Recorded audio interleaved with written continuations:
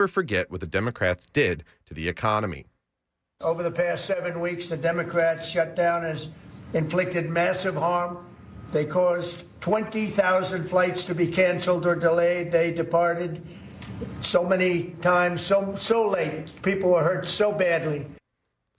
And as the holiday season begins, Dan, you're going to be upset about this one. Starbucks baristas are going on strike today. They are protesting unfair labor practices. Not at mine. I already asked them. I went to my Starbucks baristas yesterday, and I said, "You guys going on strike?"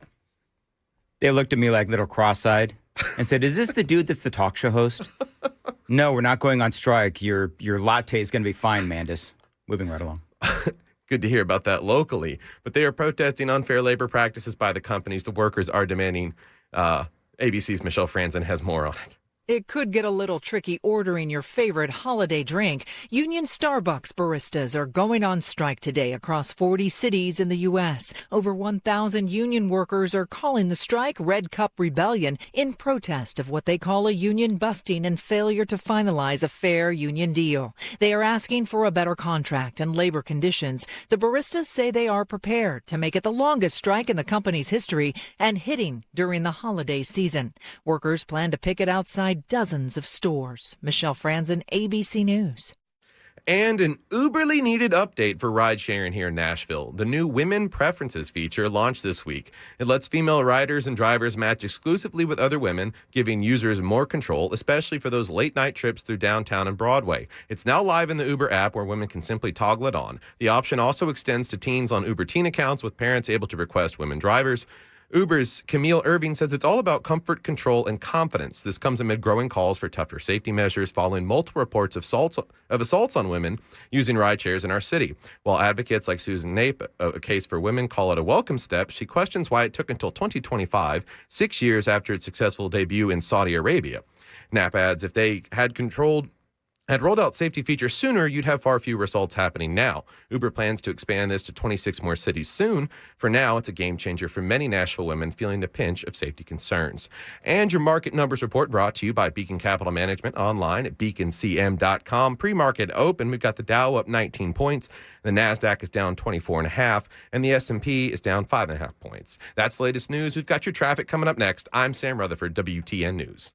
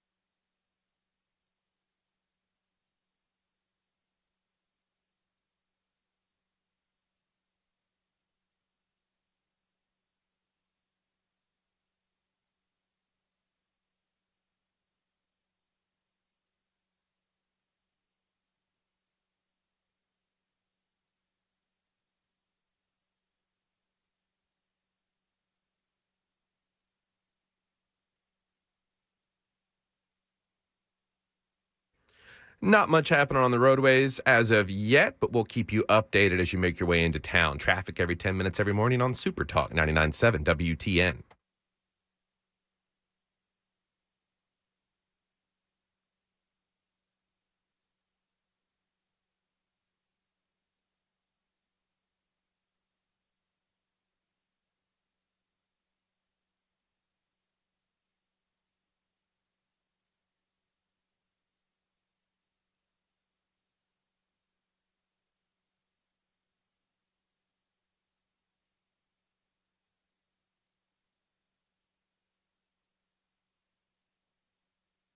5:05, Nashville's Morning News on Super Talk 99.7 WTN. Good morning to you, friends. Hope you are doing well, and welcome on in to a Thursday. It is November 13th of 2025. And did you guys see any northern lights on the way in? All the pretty light things that were supposed to be out in the sky today? Do you see any of that, Sam? Negative. Mason, do you see any of that? No, I think it was more light pollution from here. What'd you say? It was light pollution from the city, probably. Light pollution from the city. Okay. Very good. I didn't see any either. I did actually walk out on my porch to see if I could see any of the northern lights and was unable to see anything. So bottom line is, though, if you see any, send us some photos. Super text line is open, 615-737-9986. All right, so the shutdown is a shutdown, and it is now officially open back up. I want to play you some audio. Also, just so you folks know, we have video to all of the audio that I'm playing this morning. Well, most of it this morning. So if you want to watch us on YouTube and Facebook and Twitter and Twitch and 997WTN.com, all that stuff, we are everywhere. So this was last night. I want to play this for you because, listen, I know that the Republican Party has taken a few licks this week. I know that there's some consternation between Donald Trump and the things that he said on Laura Ingraham, so on and so forth. I know that we've got some disagreements amongst the Republican Party, but at least we're not the Democrats. I want you to listen to this video or audio of the Democrats as the shutdown was officially ending in the House of Representatives. Listen to this.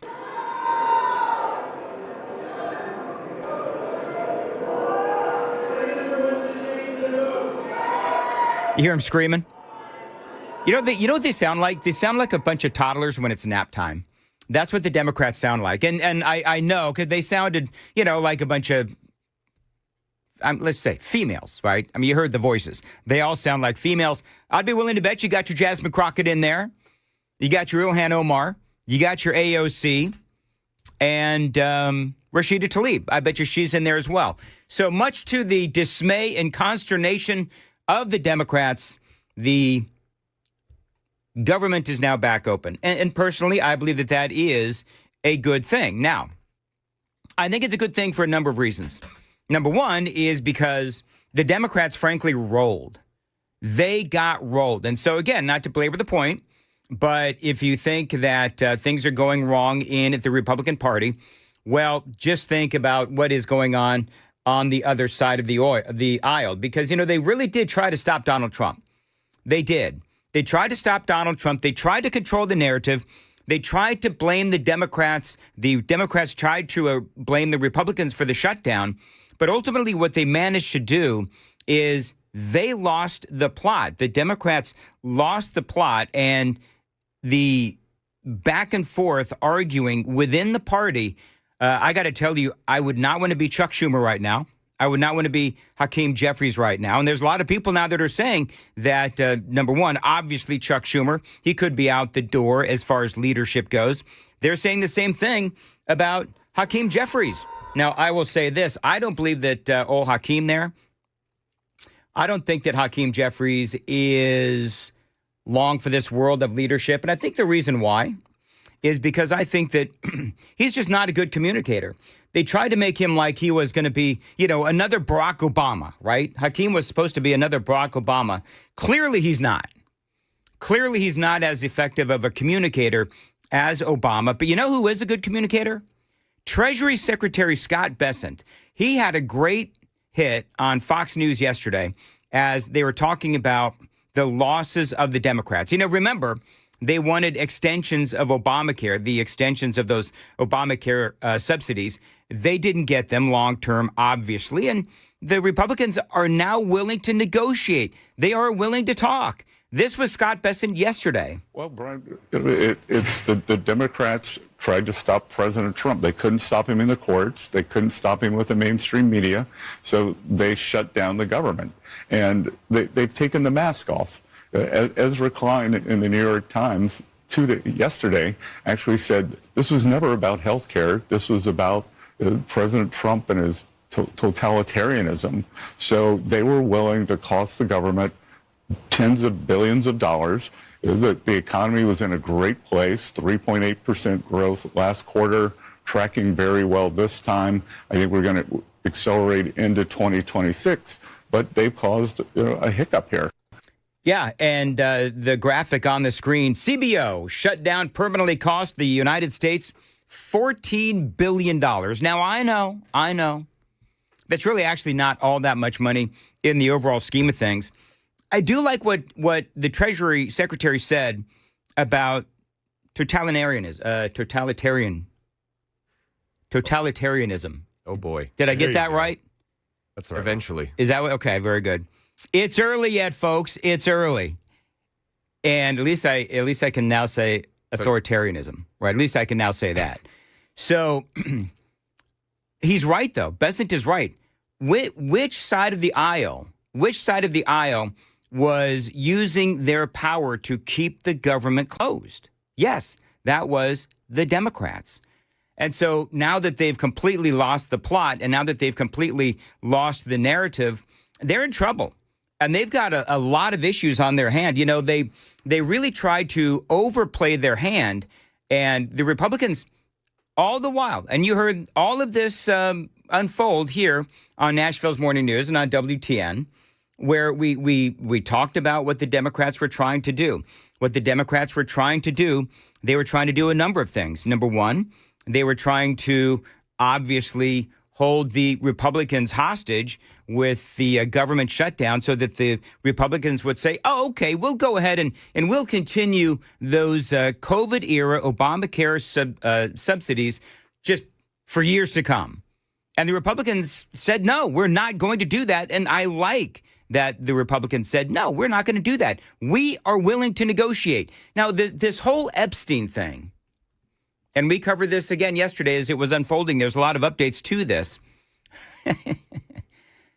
I think part of what's going on, and I think this is obvious, is that as the Democrats are licking their wounds from losing the shutdown battle, now it's all about Epstein. Have you noticed that?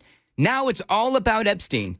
The Democrats got their asses handed to them, and now they're trying to blow this Epstein thing out of the water yet again.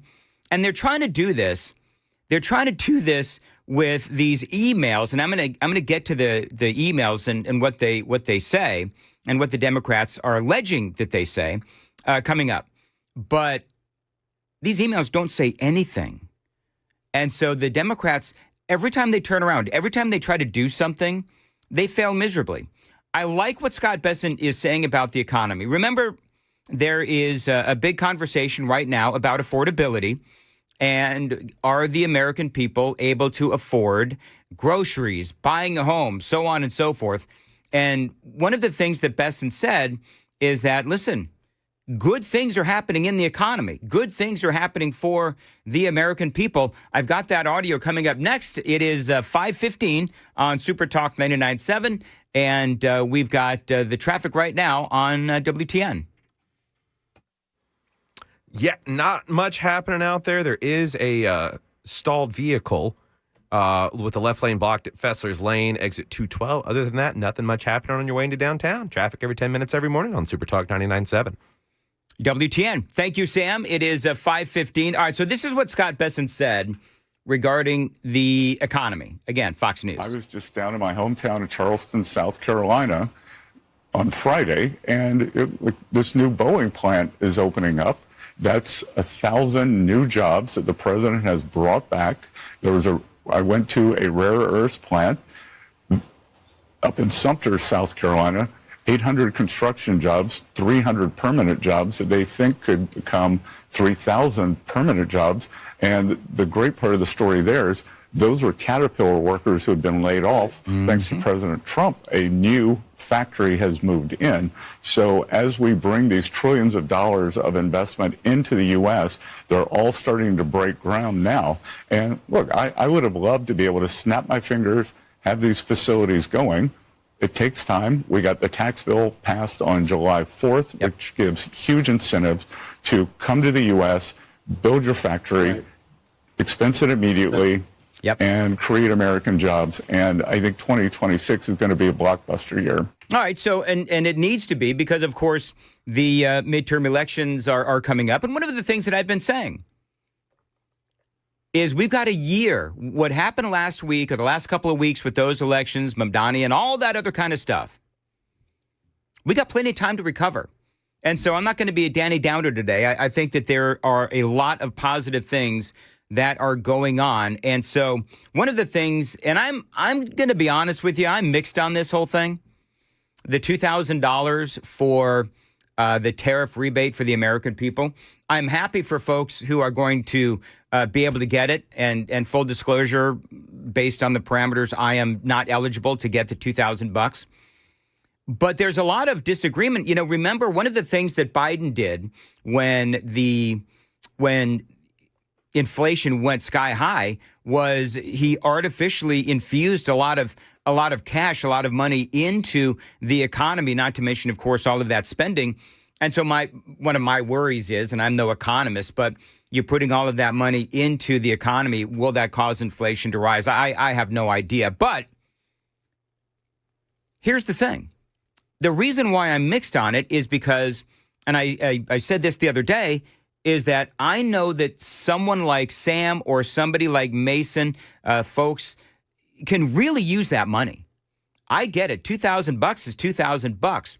And people like, you know, my daughter, people that are really struggling right now can really use that money. So I get it. You got some people, including, by the way, yours truly, who will say, I would love for that money to pay down the debt. But as I said the other day, you and I know darn right well, there is no way in hell that this Congress, as dysfunctional as it is going to actually pay down the debt. You know, that's not going to happen. Let's just be honest about what we're talking about. And so as much as I love the concept of paying down the debt, personally, I would rather see my friends and coworkers get that money because they need it, and maybe you need it a hell of a lot more than the government needs it because you know, again, that they're not really going to use that money to pay down the debt. So our Daily Dan poll, and I had Mason put it up, and I hope you were able to read my notes. Basically, it was, where are you on the affordability crisis? Because I want to know from you know, WTN listeners here in the 5 o'clock hour. So this concept of affordability, we've been talking about, okay, so what is affordability? It is, bottom line, can you afford to live? Can you afford groceries? Can you afford your rent? And I don't have all the figures in front of me, but in the last couple of days, we've been talking about the economy and inflation. Is it up or down? And I think if I remember right, inflation is down a little bit. If I remember right, I can't remember core inflation, but they talk about the food in the basket and at the grocery store, and some stuff is up, other items are down. But by and large, whenever I talk about this, people say that items and groceries are still really expensive. So to me, yeah, some things are up, other things are down. The Democrats will focus on the things that remain up, the items that are still expensive, and the Republicans will focus on things that are lower these days, like, for example, eggs and gasoline. So I asked the question, and Mason, how did we frame the question? Put it on as, where are you on the affordability scale? Yes. 4 options laid out for today. Option 1, still bad but getting better. Option 2, bad and getting worse. Option 3, bad but have faith that Trump will fix it. Mm-hmm. And 4, we're screwed. And give me the percentages. Right now, sitting on the top answer is still bad but getting better is at 66% right now. Okay. Second option followed up by 24% at bad but have faith that Trump will fix. 2% for bad and getting worse, and we're screwed sitting at 7%. See, I'm in that 24%. Like, I think that things are bad. I don't think they're catastrophic like they were with Joe Biden. Oh, absolutely not. And that's the thing that I keep telling people, and I know, quit rolling your eyes, just give it to me for 1 second. It's not as bad as when Biden was here. So everything has got to be put in its proper historical context. And by the way, don't forget that we do, and we'll have to see what the Supreme Court says, but we do have the tariff revenue coming in, but we also have the jobs, the manufacturing jobs that are coming to America as well, as Scott Bessent just said in that interview with Fox News. So you do have that. And yes, we do have the income tax cuts that are coming up next year. So there's a lot to look forward to. We have a year to work all of this out. I remain committed to the fact that I believe that Trump is going to be able to figure all of this out. He has said some things this week that have, quite frankly, and the Republicans have done some things, quite frankly, that have infuriated me. I've had my say on all of those. But bottom line is, I think that we are going to have a very good 2026. We've got a lot of roadway ahead of us. We just have to see where the president and the Republicans in the House and the Senate, and of course the Republicans here in the state of Tennessee, where they lead us in 2026. It is 521 on Super Talk 99.7 WTN. 615-737-9986 is the Super Text line. And Sam Rutherford in for Joan Jones. Jones will be back. Joan will be back on Monday, I believe. So Sam's got the con in there for the newsroom for the next couple of days. And Sam, what's coming up? Well, coming up, a financial scandal is brewing in one European country that we've sent billions to, and a local investigative reporter just won't quit when it comes to these sober DUI arrests. Those stories and more coming up here on Super Talk 99.7 WTN.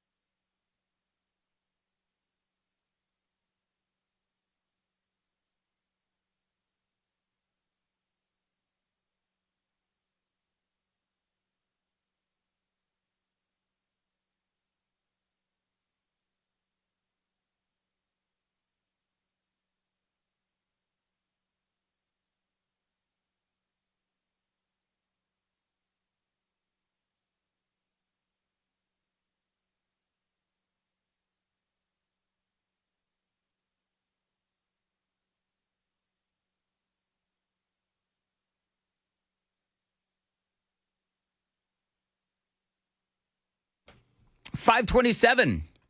Nashville's Morning News on Super Talk 99.7 WTN. Good morning to your friends. Hope you are doing well.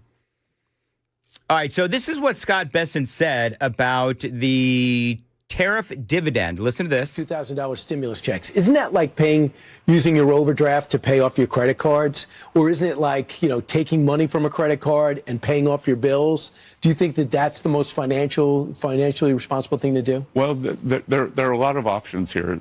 The president's talking about a $2,000 rebate, and that would be for families making less than, say, $100,000. Have you decided on that yet? We haven't. It's in discussion. All right, so it's in discussion. And so this is what they say. Because somebody asked me, okay, so what are the limits with this rebate, tariff, dividend, whatever you want to call it? They say it does exclude high-income people. So they're talking about a threshold of less than $100,000 for families. So if you and your significant other, your family make over $100,000 a year, well, then you will not be getting the dividend, which I'm just going to say that you go to places like Los Angeles, New York for now, and some of these other cities, and you own a home, and it's really expensive here in Nashville. I mean, in Nashville, you can make as a family. Here in Nashville, you can make as a family, let's just say $105,000. And I'm sorry, but while that's a good income, that is still, I wouldn't say that's rich. Would you say that's rich? No, especially with where the market is right now. Absolutely. Yeah, I don't think that I would call that rich. Sam, do you think that's rich? $105,000 In Davidson for County? a family? Yeah, not in Davidson County. You can make that work. Williamson County, that's not rich in Williamson County. No, definitely not out there. I'd say that's even more poor in Williamson County. Yeah. So and listen, I fully admit that a lot of folks out there would be like, man, I wish I had $110,000. I get it, but I guess what I'm saying is that for the White House to say, and for Scott Bessent to say that people or families that make over $100,000 a year are high income people, I think that's middle class, maybe upper middle class. I don't know. Depending on the county, but I mean, a reminder that it's also the poverty threshold in SoCal. Yeah. Let's see here. You have to be a legal citizen, a citizen of the United States to be able to get the $2,000. And no manual application is expected. And again, they say high earners fully excluded. No mention of asset tests, but could tie to prior year income. So there you go. So there could be $2,000 tariff dividend in your future. It is 5:30 on WTN.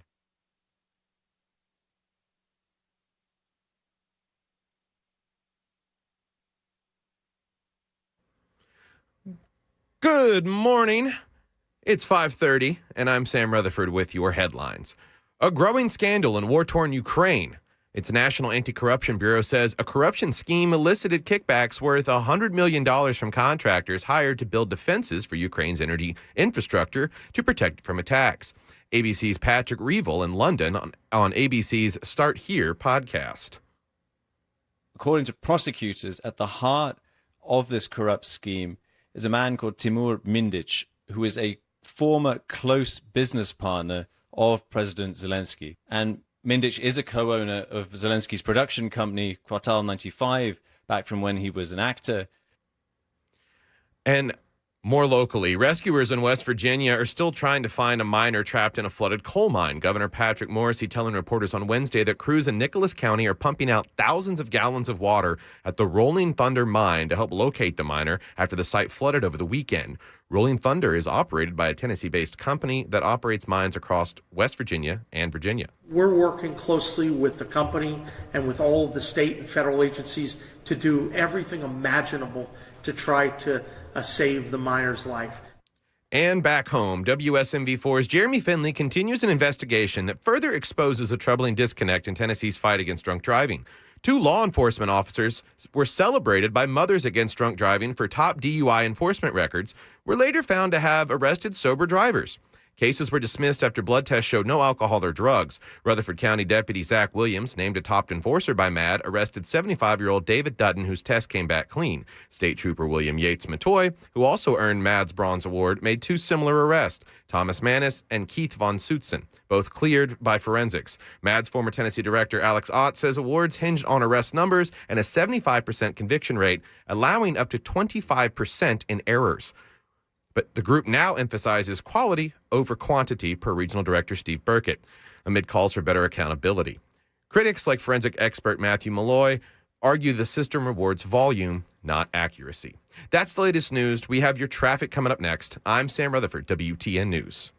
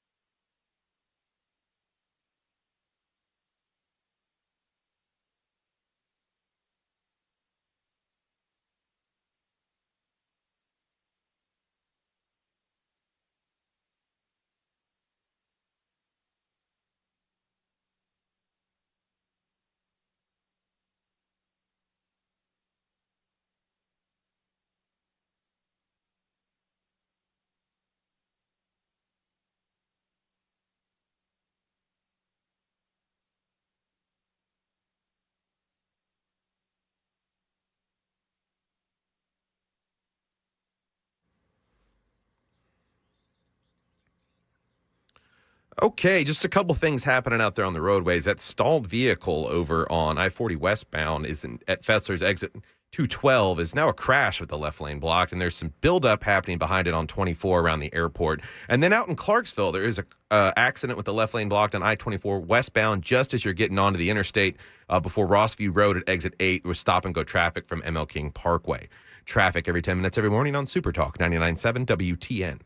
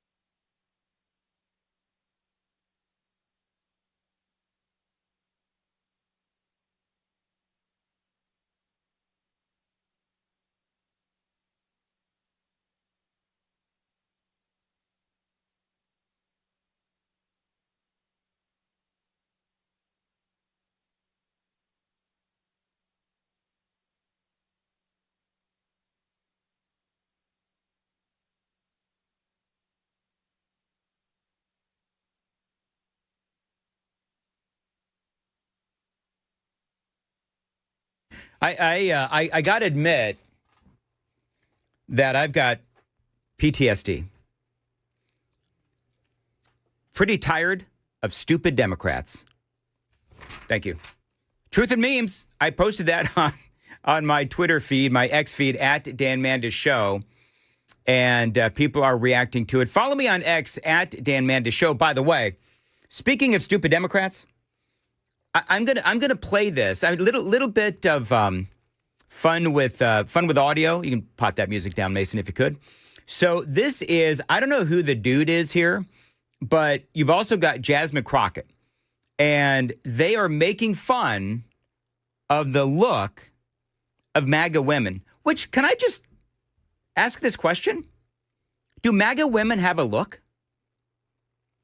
I don't believe that MAGA women have a look other than, I mean, just normal. Yeah, normal. I mean, you've got good-looking MAGA women. You've got ugly MAGA women. You've got middle-of-the-road MAGA women, just like on the other side with, the Democrats.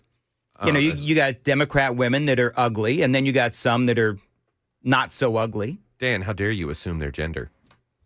Yeah, there is that issue as well. And there's also the issue of the things that they say. There's another meme, and I haven't posted it yet, but there's another meme. Man and a woman. They're sitting at a table.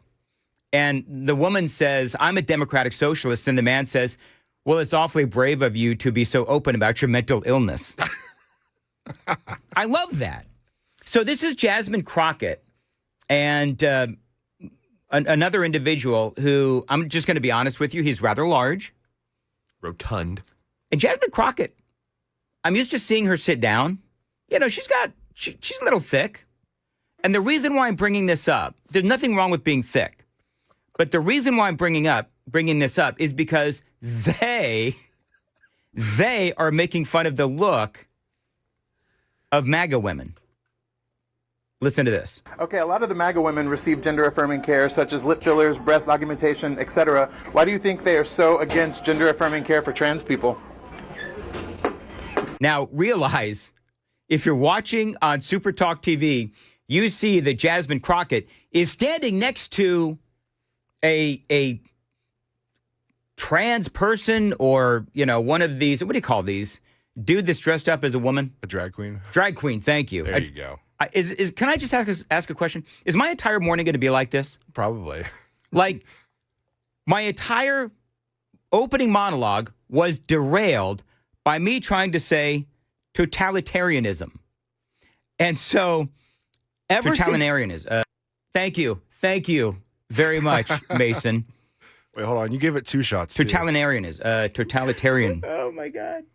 That friends, that was, I think, within the first 3 minutes of my show. Yeah, right at 3:30. And so the rest of that monologue, as I'm trying to move forward, I'm back in my head saying, how do I manage to completely screw up these words? Dan asked me how to say that 7 times. I did. I'm like, so I'm playing the audio, then I'm turning the mic off and saying to Mason, is it totalitarianism? Yes. Which I got it. I mean, yeah, I think you got it the second time off air. Yeah, off the air. But then by that time, your mind is wrapped up in so many different ways. It just turns into not a word.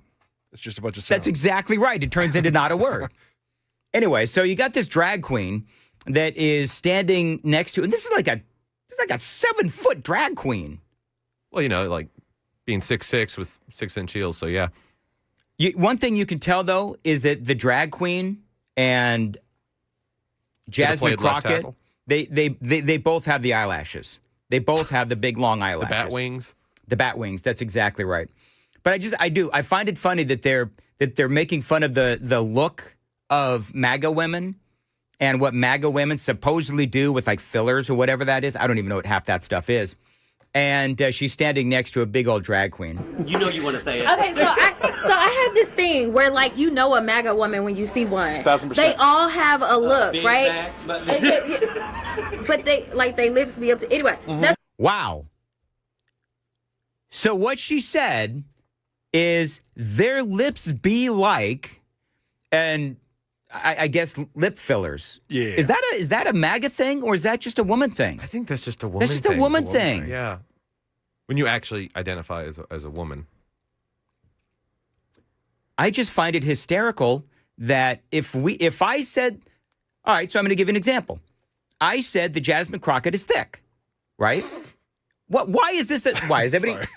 I just keep watching Sam dive down in the camera. Words I thought I'd never hear you say, Dan. Why is that wrong? It's not wrong. It's not. It's a descriptor. It's just the phrasing that we never thought we'd hear from you. Yeah. Well, she's got, like junk in the trunk.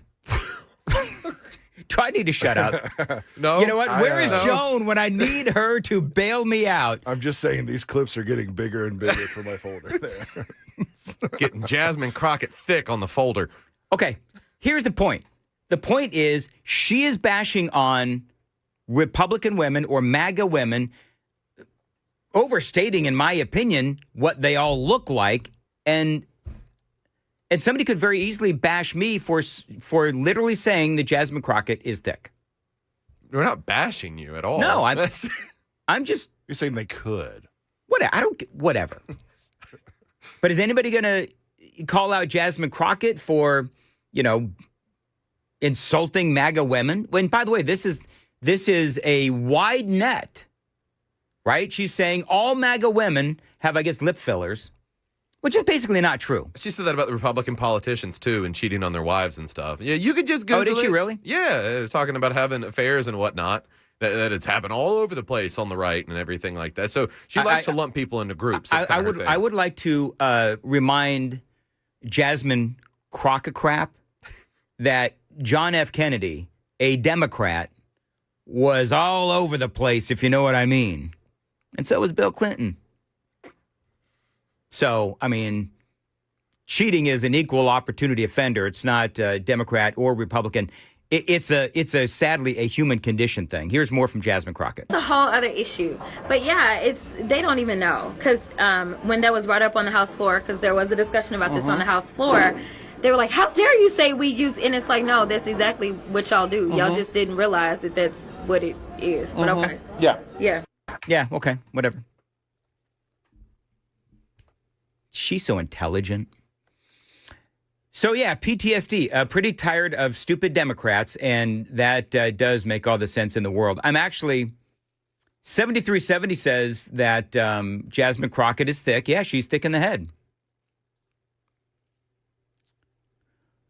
9009 has this to say, you missed the point, Dan. MAGA women can't be made fun of because they're actual women versus Democrat women can't be made fun of because they're not women, they're men. All right, well, Fair point. I was going to say, look at the opposition. You can spot them a mile away. Typically dyed hair, facial piercings, some questionable tattoos. You know what? I'm not gonna worry about the tattoos. And you know what? I'm no longer worried about the ear piercings either. Even the nose things. I'm Septums, not. No, I'm not going to worry about that. You know what? I worry more about the things that they say and the things that they do and the things that they vote on.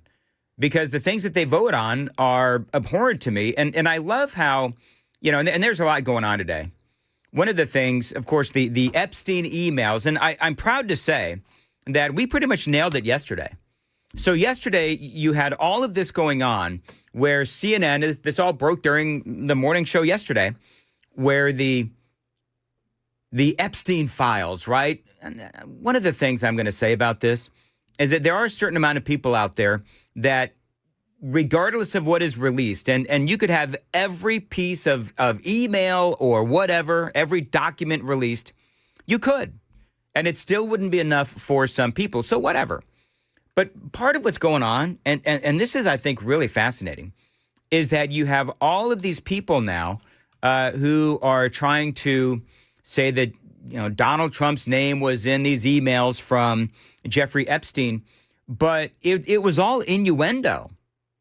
And that's the whole point, is that it was all innuendo. There's nothing, and I mean absolutely nothing incriminating regarding Donald Trump in those emails. As a matter of fact, one of the things that they tried to say was that Trump spent a lot of time in a room, or in a home, actually, a lot of hours with one of the victims, and they redacted the name of the victim.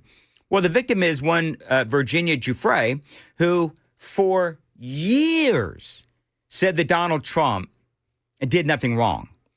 And so to me, it's another performance of the Epstein diaries, if you will, the line of events that happened yesterday. CNN, again, reporting breathlessly that Donald Trump's name was mentioned several times in emails written by Jeffrey Epstein.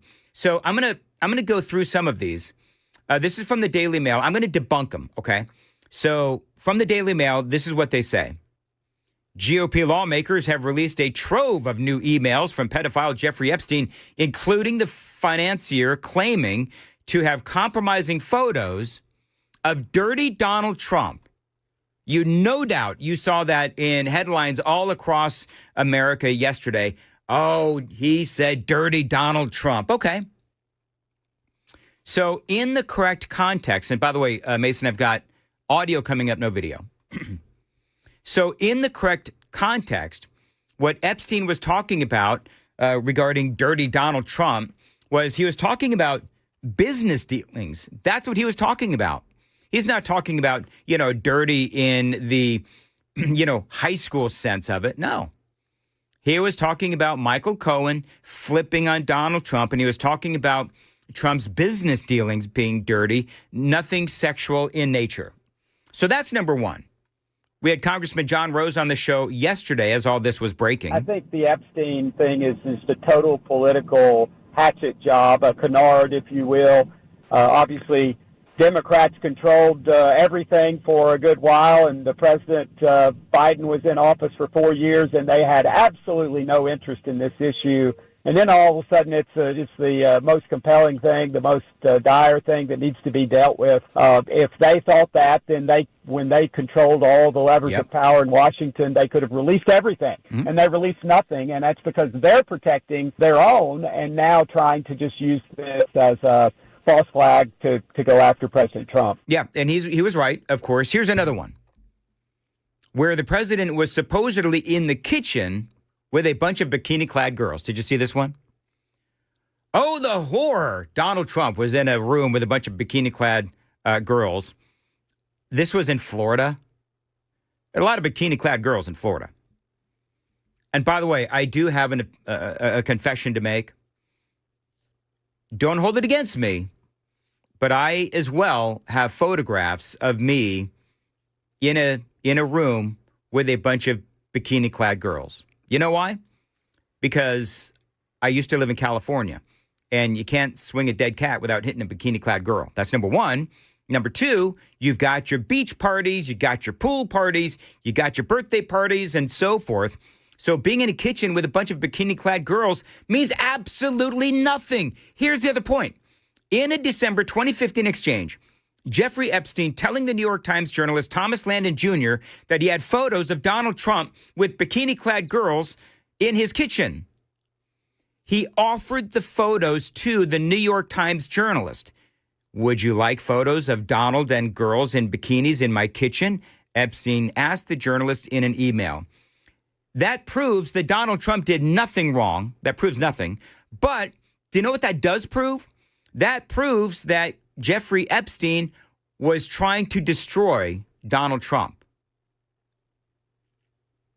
Because Epstein is shopping these photos. And as Epstein is trying to shop these photos, he's thinking that these would be damaging to Donald Trump. Jeffrey Epstein was angry because Donald Trump cut him off because Jeffrey Epstein was a creeper and was pilfering girls, teenage girls from Mar-a-Lago so that he could take them and go do, all those godforsaken things with them. So I think that proves nothing about Donald Trump. It proves everything about Jeffrey Epstein, that he is trying to offer these photos to a New York Times reporter trying to destroy Donald Trump. And again, by the way, and this bears repeating, with all of these references to Virginia Giuffre, who has, again, always said that Donald Trump did nothing wrong, even the Daily Mail says this. The individual referenced in these emails is the late Virginia Giuffre, who repeatedly said President Trump was not involved in any wrongdoing whatsoever and could not have been friendlier to her in their limited interactions. Do you know why the Democrats are doing this? Because they know that they got their tails handed to them in the government shutdown. And so now what they're trying to do is they're trying to change the narrative. They're trying to change the news cycle with the help of CNN. In fact, here it is. I look up and there's CNN. Epstein mentioned Trump multiple times in private emails. 1, 2, 5 people talking about this. 5 people on CNN. Where's the remote in here? Anyway, so what time is it? One more real quick. Another email that Epstein wrote to author Michael Wolff claimed that Donald Trump, and this is a quote, knew about the girls as he asked Ghislaine to stop. Now, I'm not even sure what the context is, and I don't think anybody does. If you do, shoot me a text, 615-737-9986. But with all of this, no emails between Donald Trump and Jeffrey Epstein, the two men. So it was interesting because the timeline yesterday, CNN reports on the emails. Democrats then release these out-of-context emails. Republicans then, in turn, release a trove of 20,000 pages of additional documents. And you know what? Is a guy who's been saying for, years now, redact responsibly and then release the documents. I like what the Republicans did. I do. I think that they're spot on with trying to release as much of these documents as they can because you know what? The Democrats have nothing left. It's like, okay, so Democrat playbook, call Donald Trump and the Republicans Nazis, or break out the Epstein thing yet again, which, by the way, again, they cared nothing about when they controlled the House of Representatives, the Senate, and the White House. It is 5:54. Sam's got the news coming up. Sam. Well, a former NFLer has been released on bond, and the fight for a safer Memphis is far from over. Those stories and more here on Super Talk 99.7 WTN.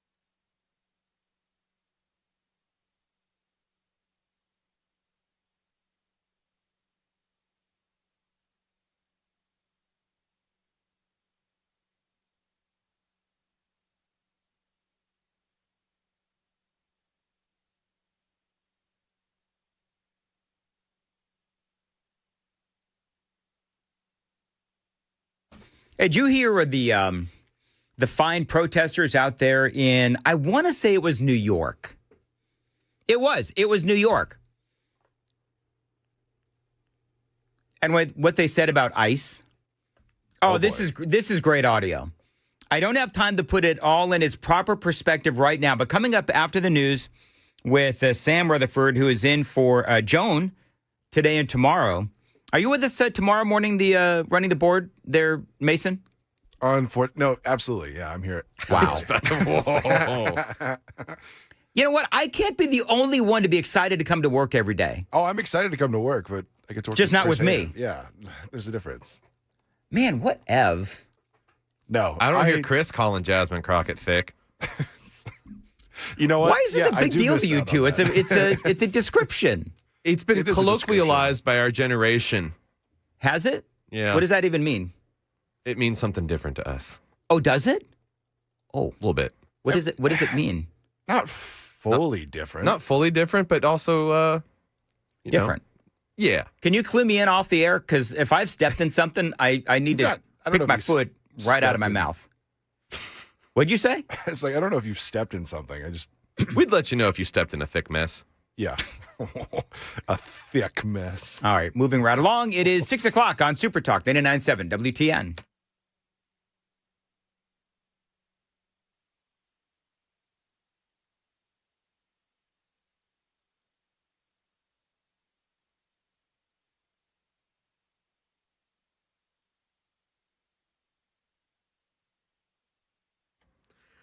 Good morning, world, and all who inhabit it. It is 6 o'clock, and I'm Sam Rutherford with your headlines. Elon Musk's The Boring Company is gearing up for its Music City Loop in Nashville. Sources tell the Tennessee Star that the specialty tunneling equipment is being prepped for shipment to the site beneath downtown's Cumberland River. The underground transit loop, first approved in 2020, would connect B&A to Broadway in just minutes using Tesla vehicles and tunnels. After years of delays, the company now confirms active mobilizations. Metro Nashville's planning department says no new permits are needed, but construction could begin as early as next year, with the company having since revised that estimate to 2027. The project promises to ease traffic congestion and boost tourism. Supporters call it a game changer. Former NFL star wide receiver Antonio Brown has been released on bail and placed under house arrest in Broward County, Florida. His attorney, Mark Eiglar, is telling reporters that Brown has pleaded not guilty to attempted murder stemming from an incident back in May. According to an arrest warrant, Brown is accused of grabbing a handgun from a security staffer at a celebrity boxing match in Miami and firing shots at a man he'd gotten into a fistfight with earlier. The judge granted a bond of $25,000 with house arrest level 3, so he'll be able to come and go to work and abide by the conditions of the court. And locally, Tennessee's Department of Safety is pushing for major budget boosts to beef up the highway patrol amid surging crime-fighting efforts in Memphis, a Tennessee Star reports. The proposed plan calls for $16.7 million in new funding, a nearly 40% jump, to hire 139 positions, including 120 troopers, with over 100 headed straight to Memphis. Commissioner Jeff Long says the extra manpower is crucial as about 300 state troopers rotate into the federal Memphis Safe Task Force, pulling resources from elsewhere in the state and leaving gaps statewide. Since launching last month, the task force has racked up 2,501 arrests, over 1,000 felonies, cleared more than 1,000 warrants, and found 100 missing kids. President Trump credits it for slashing serious crime reports by nearly 50%. Governor Bill Lee hints the multi-agency effort could run indefinitely. Market Numbers Report brought to you by Beacon Capital Management, online at beaconcm.com. Here's ABC's Jim Ryan. From ABC News Wall Street Now, stock futures were little changed overnight after the Dow Jones soared another 327 points to a new record high, closing yesterday at 48,254. The S&P added only a fraction, while the Nasdaq Composite slipped 0.25%. We could see one more interest rate reduction before the end of the year. 80% of economists in a new Reuters poll think the Federal Reserve will cut a benchmark rate at its December meeting, although Fed Chair Jerome Powell says nothing is guaranteed. Despite the official end of the government shutdown, flight limits remain in place at many of the nation's busiest airports. With more air traffic controllers returning to work, the FAA is freezing its flight restrictions at 6%. Morning commuters stopping in for a cup of coffee may have to walk through a picket line. With contract negotiations at a standstill, 1,000 Starbucks employees plan to begin an open-ended strike today at stores in more than 40 cities. Jim Ryan, ABC News. That's the latest news. We've got your traffic and weather coming up next. I'm Sam Rutherford, WTN News.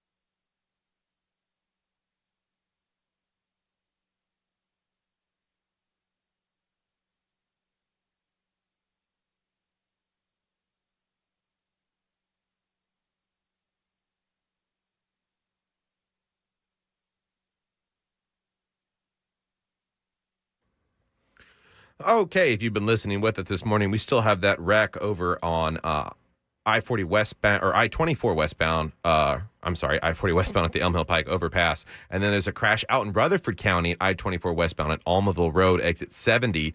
If you're headed out of Tennessee up on 24 towards Clarksville, there is an accident with the left lane blocked on 24 westbound before Rossview Road at exit 8 with stop-and-go traffic. Looks like some significant delays. Back to that I-40 westbound at the Elm Hill Pike overpass accident is building up some traffic behind it as well. Traffic every 10 minutes every morning on Super Talk 99.7 WTN.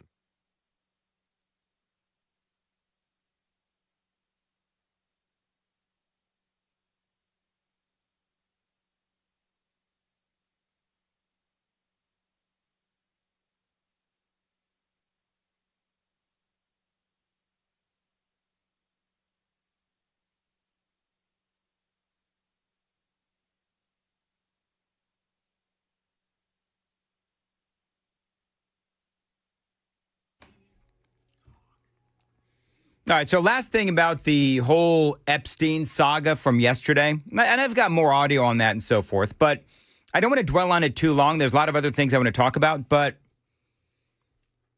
it's all innuendo and obfuscation is what it is. And CNN, they are just over and over on this story. And I'm just telling you, they're trying to make it happen.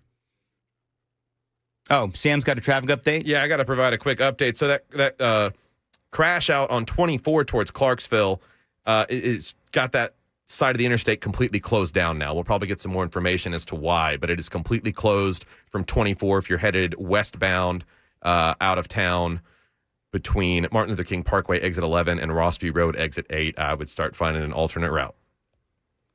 All right, so 24 westbound. So is that like north of town? Yeah, headed out. Headed out of town. Yeah, okay. Headed past Clarksville. They've totally shut it down. We'll probably get an update as to why here in a minute. Way up there. Okay. So that's not going to inhibit Chris Hand from getting to work early today or on time today. Magically, it could somehow affect him. You know how traffic is weird like that here. Sure. Yeah, he could use that as an excuse to be late. All right, well, thank you. Keep us updated if you would. So, yeah, as far as the Epstein thing goes, I'm gonna do a little bit more on this later on.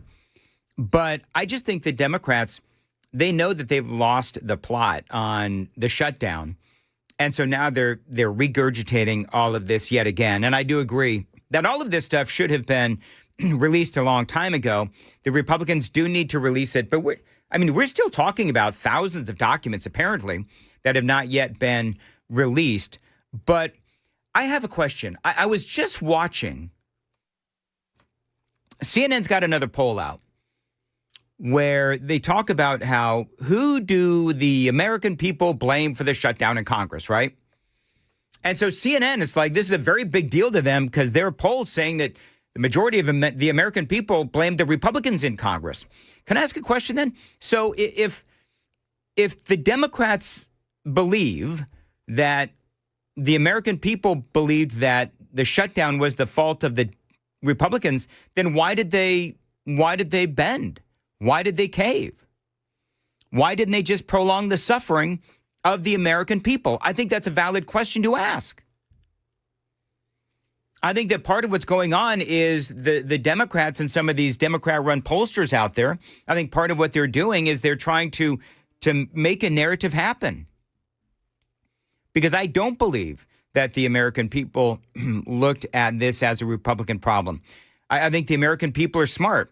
And they can do math, and they know how many Republicans and how many Democrats are in the Senate. And the fact that 8 total Democrats crossed over to vote with the Republicans to vote for the government to come back open. By the way, real quick, I think people are really mad at this $500,000 payoff that we talked about yesterday. So if you missed the story, was that yesterday or the day before? We had the story break where you have the Senate, the senators in the Senate, the Republican senators in the Senate. There you go, Mandis. And they've written into this continuing resolution $500,000 payoff if they were targeted by Biden's DOJ. We had Congressman John Rose on the show, and he broke all of this down.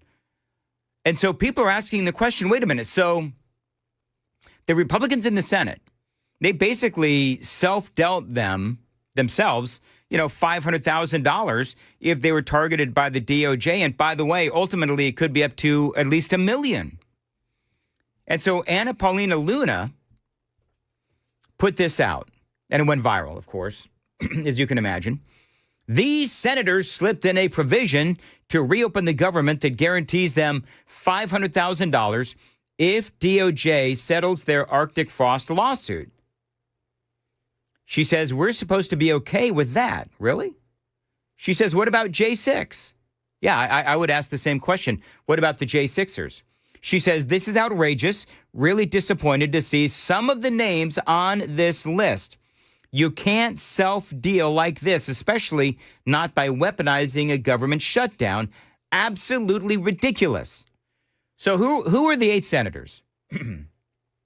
This is what Anna Paulina Luna says. You've got Senator Marsha Blackburn, Tennessee. Senator Bill Hagerty, Tennessee. Senator Lindsey Graham, South Carolina. Senator Josh Hawley, Missouri. Ron Johnson, Wisconsin. Cynthia Loomis, Wyoming.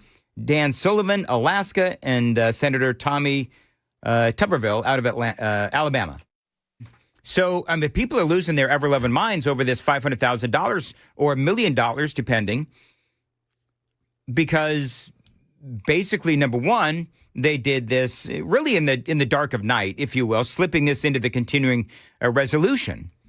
And so there's a lot of very angry Americans at the thought of these senators getting $500,000 of taxpayer money because they were targeted by Biden's DOJ. Now, this is what's interesting, though. Luna's list was all over the place yesterday. The names of those senators, again, Hagerty, Graham, Blackburn, Hawley, Johnson, Loomis, Sullivan, and Tommy Tuberville. But there are other lists that are slightly different that the senators named in the lawsuit and will get the payouts. The names of those senators are the following. Ted Cruz, whose name was not on the Anna Paulina Luna post. Ted Cruz, Josh Hawley, Blackburn, Lee, Rand Paul, Rick Scott, and Senator Loomis out of Wyoming, and Tommy Tuberville. And so the list is slightly different. You'll notice that in other reporting, the name of Bill Hagerty is not on the list. So I'm trying to figure out, and I'm trying to get both of these senators on, but I'm pretty certain they're not going to,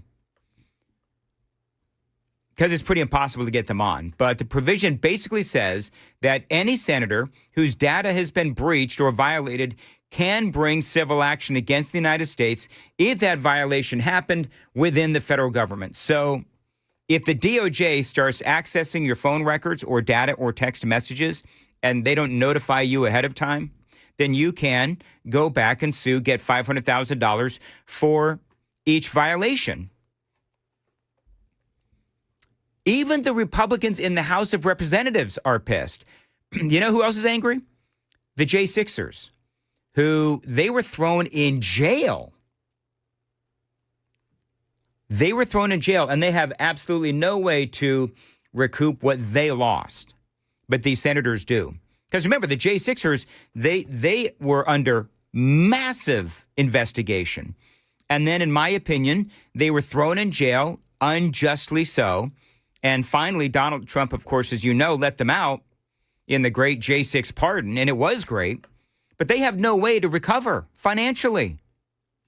But these senators do. And they wrote it into the legislation as a provision into the CR, trying to slip it right on through. No discussion, no debate, and absolutely no transparency. And so Mike Johnson had a few things to say about this. That is coming up. It is 6:15. Time to check the roads on WTN.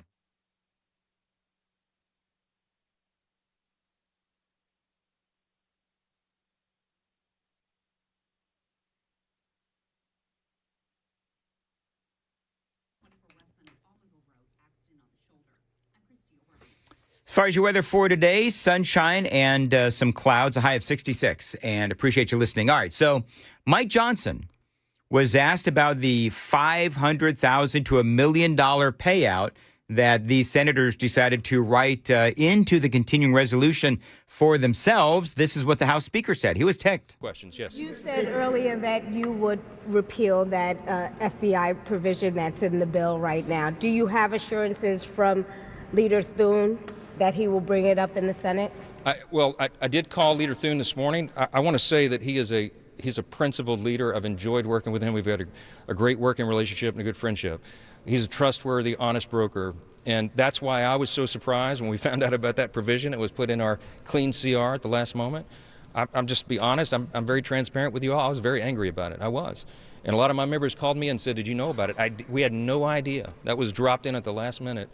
And I did not appreciate that, nor did most of the House members. Many of them are very angry about that. So we will be bringing that up. We'll probably pass it on suspension early next week, and we'll send it over to the Senate.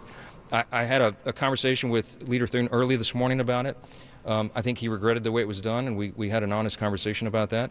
I didn't ask him for any commitment at that time because I had a lot on my plate today, and I've been busy ever since that conversation we had early this morning. But I'm going to speak as truthfully to him as I am to all of you and tell you that I think that was way out of line. I don't think that was a smart thing to do. I don't think it was the right thing to do, and the House is going to reverse it. We're going to repeal that, and I'm going to expect our colleagues in the Senate to do the same thing. So there you go.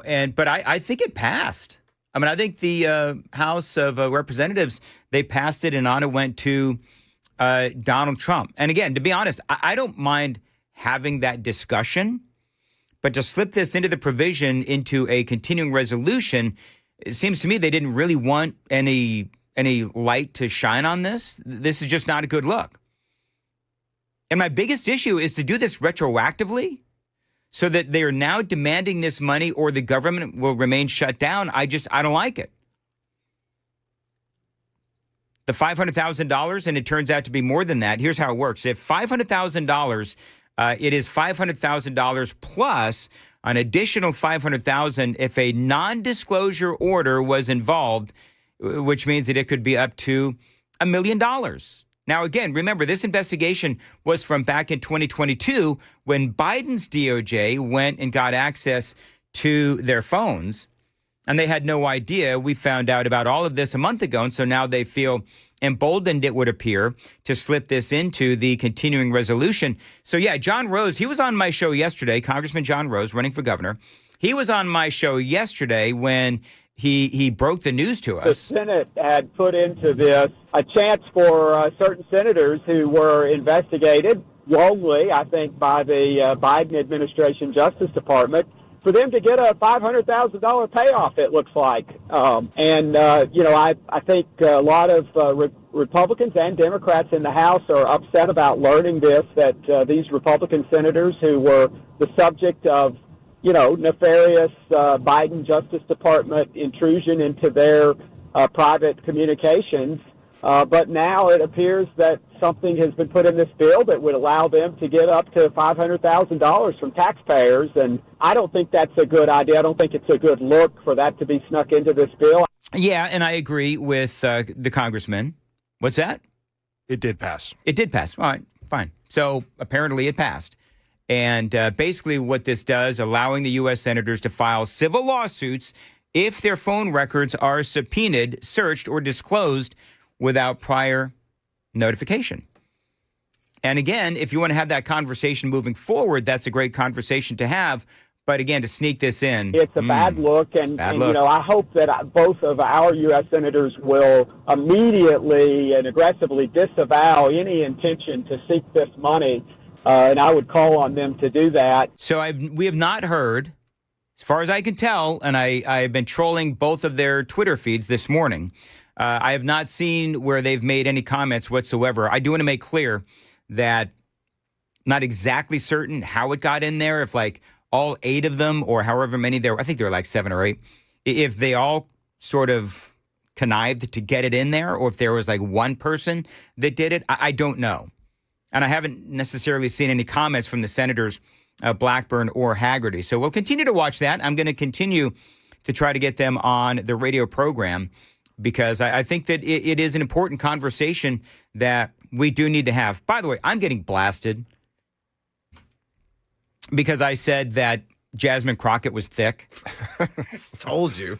So I did not know that to the younger generation, thick, when you say somebody's thick, it means that you find them attractive. Yeah. I had no idea. It's implied. And you two youngsters over there, you just left me hanging out there to dry. Well, it's like, really, Dan, we didn't know that you were attracted to Jasmine Crockett. When listen, I said, I'm not going to assume anything. Well, to put it in the proper context, this was in the 5 o'clock hour. She is making fun of whatever this MAGA woman look is. And so I said, well, you know what? She's got no room to talk. She's a little thick. I mean, if we're going to talk, but I wasn't implying that I thought that she was attractive. I don't know what version of that statement he's going to keep, because they're all perfect. She's got a bigger bottom, and there's nothing wrong with that. Am I just here? Let me give you a shovel so you can stop using your okay, whatever. Grave. I'm not insulting her. No, you're not. I'm just saying that number one, that is factually true, and number two, she shouldn't be going off talking about casting these wide nets over MAGA women, especially when she's standing next to an 8-foot drag queen. That's the point to make. Yeah. Oh, is that the better point to make? Yeah, just remove that word thick from your vocabulary on that argument, and I think you're fine. Friends, family, listeners are all telling me the real true meaning of the word thick, and you two just let me keep on going. Well, I was going to tell you after the 50. You're going to tell me after I said it like 5 times? Yeah. Thank you, Mason. You're always there for me. I so much appreciate that. Eventually. Eventually, after I've completely torpedoed my career. Let's see here. So Sam is in for Joan. And Sam, what's coming up? Well, we have a quick update on why 24 westbound is closed going out of the state right now. Apparently, a car made its way into the Red River. Crews are working to clear that scene and get the roadway back open right now. But coming up, Marco Rubio addresses concerns of information sharing, and a Wilson County family is reeling following the death of a family member. Those stories and more coming up on Super Talk 99.7 WTN.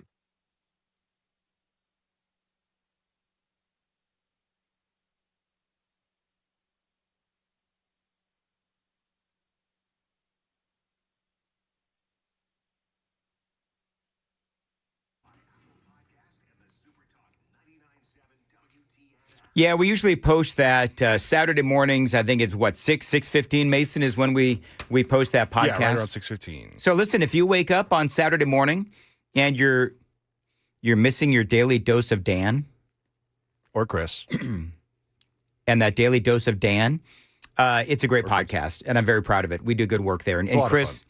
what's that? It's a lot of fun. It's a lot of fun. Chris and I have a lot of fun. No commercials. No commercials, no scripts, no nothing. We just go in there and it's like, what are we going to talk about? And usually there's a bit of train wreckery in there. Just a little bit. Just a little bit. That's what makes it fun. Yeah. Anyway, so check it out Saturday mornings. Dan Mendes here with a great way to increase the value of your home. How about a bathroom upgrade from my friends at Zintex? Now, this is a great company. They've got a great deal just for listeners to my show. How about converting your bathtub into a walk-in shower? Now, Zintex, they can help you do that. For listeners to my show right now, here is that great deal. You can get $999 off or 0% interest for 2 years. Whatever works best for you. Whatever works best for you. Now, Zintex, they have won awards for ethics from the Better Business Bureau. Last year, they were voted one of the best places to work in the construction industry. And remember what I always say. Happy employees mean great customer service. Now, remember that great deal. You can get $999 off or 0% interest for 2 years, whatever works best for you. You mentioned WTN. You also get a free Kohler toilet with your purchase. Find them online at Zintex.com. Tell them Dan told you to reach out. Zintex, Zintex.com, Zintex.com.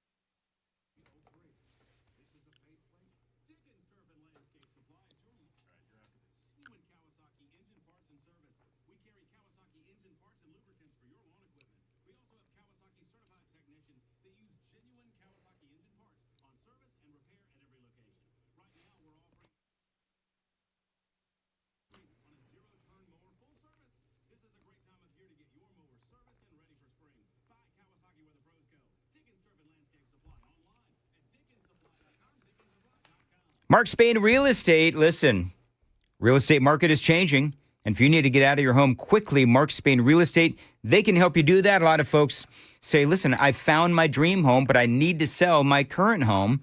Mark Spain Real Estate, they can help you do that. Sell your home with Mark Spain Real Estate. Get the strongest cash offer in the industry. You're going to save time. You're going to make the most money and eliminate all that hassle. Now, you're going to get that strong all-cash offer. You know, Mark Spain Real Estate, they are the #1 most reviewed real estate company in America. They've got over 13,000 five-star reviews. You can trust my friends to sell your home fast and, yes, for maximum profit. Now, you're not going to have a lot of hassle. Mark Spain Real Estate sells more than 38 homes every single day, making them the most experienced real estate team in America. You can trust them to sell your home hassle-free. And again, that strongest cash offer in the industry. Find them online anytime. It is markspain.com. Call them at 855-299-SOLD, 855-299-SOLD. Find them online, markspain.com, to get that guaranteed offer on your home today. That's markspain.com, and start packing.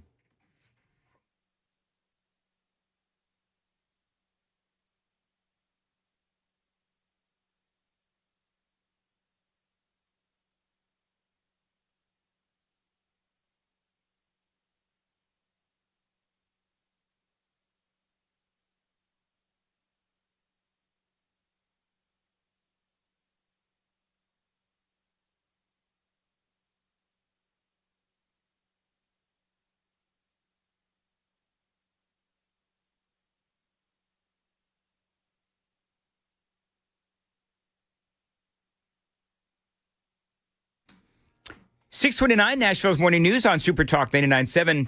WTN. Angie, by the way, is thanking us this morning. It's not often, the humble host on the morning show gets actually thanked for something. Angie says, thank you. I also did not know what the younger generation talks about when they say thick. So you have that. Now you know. 3217 says, Dan, I think your attraction to Jasmine Crockett is the fact that she is indeed a wicked witch. And we all know that you like those wicked witches. I will never, ever live that down. How many years ago is that now? Thank you, 3217, for listening for so many years. I very much appreciate that. I never understand why. All right, it is 6:30, Nashville's Morning News on Super Talk 99.7 WTN.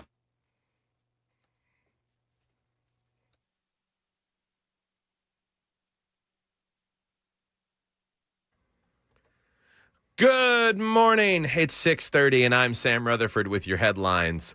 A Wilson County family is reeling after a tragic domestic homicide. Authorities have identified 34-year-old Jessica Arita as the victim, stabbed to death in her home on November 5th. Her husband, 38-year-old Rafael Arita Alberto, faces first-degree murder charges after being indicted this week. He's being held without bond. One of their children called 911 during the attack on the 3400 block of Hunters Point Pike.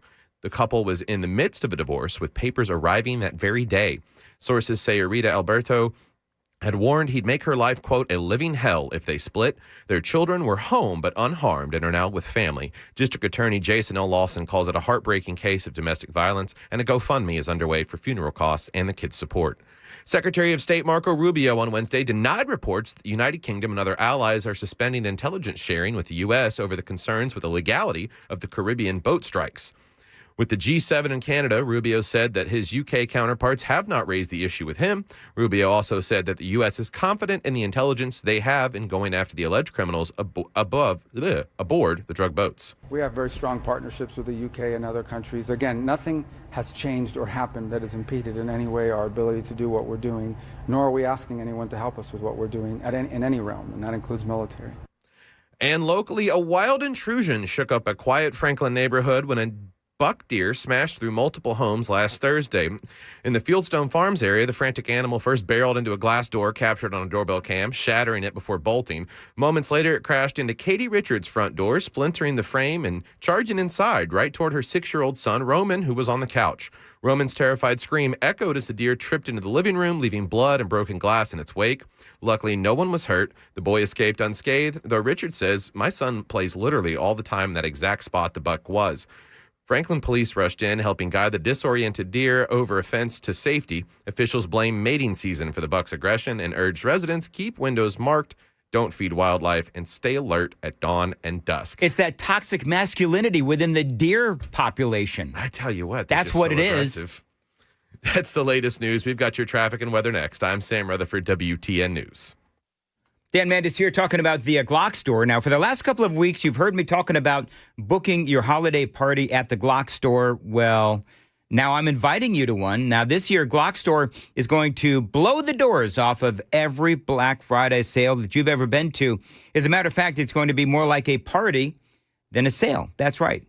Black Friday at the Glock store. Do the young kids say it's off the hook or off the chain? What is it you youngsters say? Off the hook or off the chain? The Glock store thing. I'm here for it. No, off the hook or off the chain? Off the hook. Off the hook. Okay, so it's going to be off the hook. Doors going to open at the normal time on Black Friday, 9 a.m., and that is the last normal thing about what's going to happen on Black Friday. The details are just now coming together, but if I had to guess, I'm thinking huge discounts on everything, including Glocks and the latest and greatest in performance products. I'm also thinking about some really great food trucks, as always, and of course, knowing the Glock store, I have no doubt that there's going to be a ton of great giveaways as well. Valuable products that you can win just by being there. So check them out online. It is shoot270.com and glockstore.com. That is the massive Black Friday event that is going on at the one and only Glock store, again, on Black Friday. Minutes from the airport, worth the drive from anywhere, especially on Black Friday.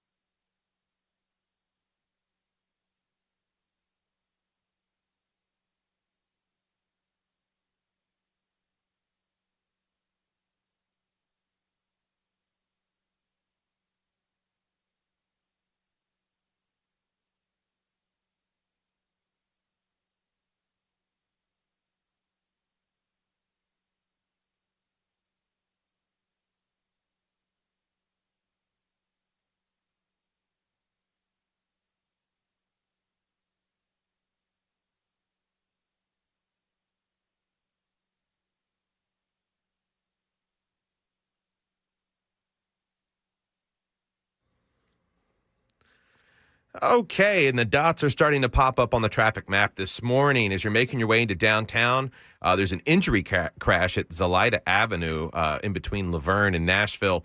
Crash reported past Harding Place and exit 56 on I-24 westbound. Crash reported at Murfreesboro Pike, exit 52 on I-24 eastbound. And then around downtown, there's an accident in 19th Avenue. A crash at Queen Avenue over in the East Nashville area. And then we still have that road closure out on 24 westbound where a car made its way into the Red River between Rossview Road and exit 11 of ML King Parkway.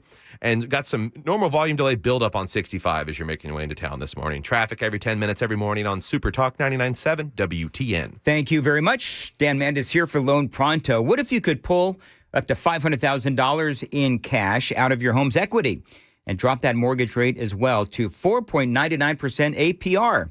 Now, right now at Loan Pronto, they've got the lowest rates in 3 years. With Loan Pronto's Rapid Equity Loan, you can get your cash in as little as 3 days, pay off all those high-interest credit cards, and even skip your next 2 house payments. Now, one client just got $300,000 approved in under 24 hours, paying off their debt, paid off a couple of car loans as well, and saved $2,100 a month. One phone call, life changed. That phone call? To Loan Pronto. 615-499-5780. 615-499-5780. Friends, rates are at a 3-year low. Act right now by calling them today at 615-499-5780. Find them online anytime. LoanPronto.com for your free instant home appraisal. LoanPronto.com. Equal housing lender, NMLS 166-1781. Out approved credit. Visit NMLSConsumerAccess.org.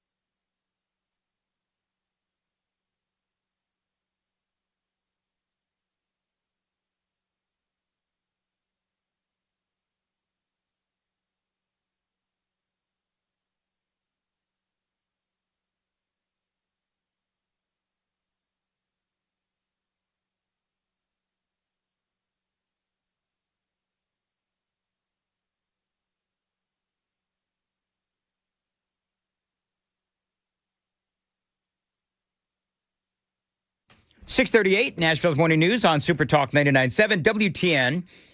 Thank you very much for joining us, and there is a lot going on. By the way, I have sent text messages to my contacts in the Haggerty campaign, also, not campaign, but the Haggerty team, and also the Blackburn team, asking if they'd like to come on and talk about the $500,000 buyout, because people are ticked off. And so I'll let you know if they hit me back. Hopefully they'll come on either my show or Chris Hand's show, maybe Chad's show, or, Murphy's show. But I think they've got to get in front of this. Don't they have to get in front of this? Oh, absolutely. I think they got to get in front of this. So we'll see if they respond. Sometimes politicians like to hide. Just a little bit. Waiting for the whole thing to blow over is what they do. I don't think this one's going to blow over. We'll have to wait and see what happens. The decline of New York continues. I want you to check this out. This was on the streets of New York. This was a couple of nights ago. This is a woman named Nerdine Kiswani. Listen to what she says. Over 2,500 police officers resigned this year, a record number.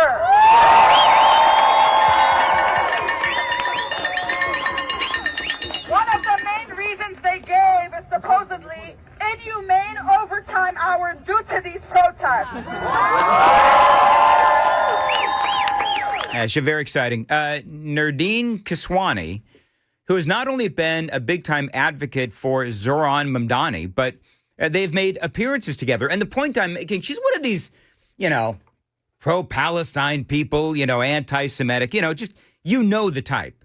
At this point, sadly, we all know the type. Hell, you had New York and they elected one for mayor. And so they're out there. She's on a statue of some sort, and she's celebrating. They're all celebrating the resignation of police. And so, again, they're about no cops and all of that nonsense. And so they are getting their wish. This headline. The New York Police Department is now reporting that even before Mamdani was elected, police were bailing. They saw a 35% jump in police officers leaving just last month. Because I think that the cops knew that the city was going to elect this Democrat socialist, right? It's communist. 245 officers left in the month of October. Compare that to 181 in 2024, in October of 2024. So they're leaving in droves.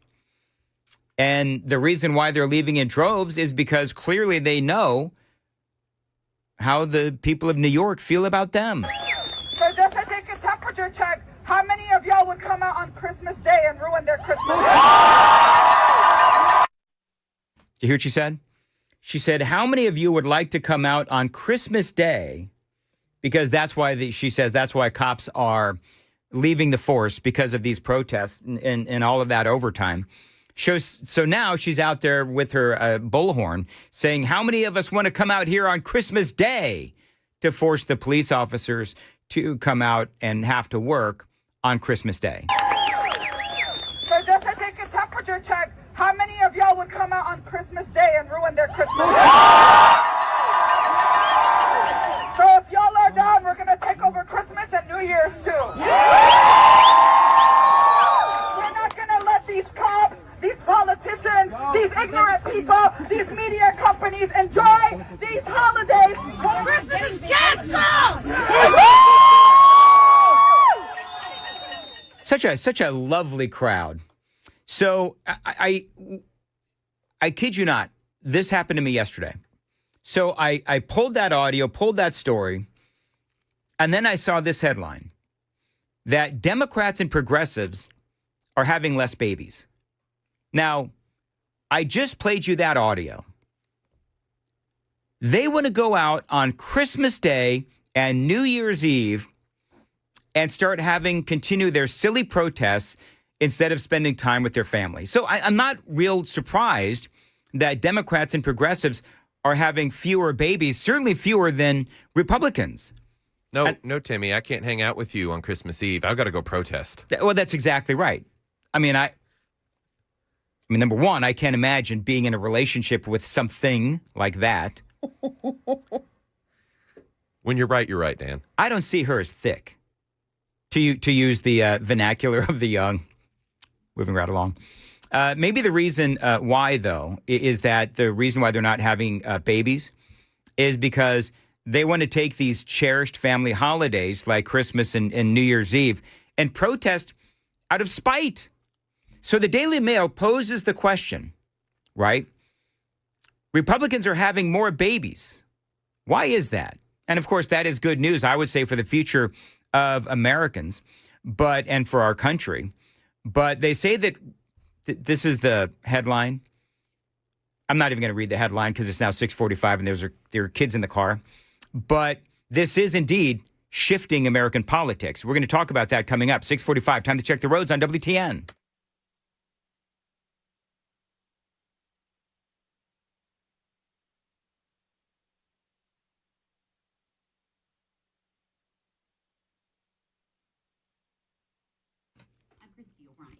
As far as your weather for today, it's going to be sunny, high clouds, apparently a high of 66 degrees. Feels like the weather is getting warmer as the week goes on.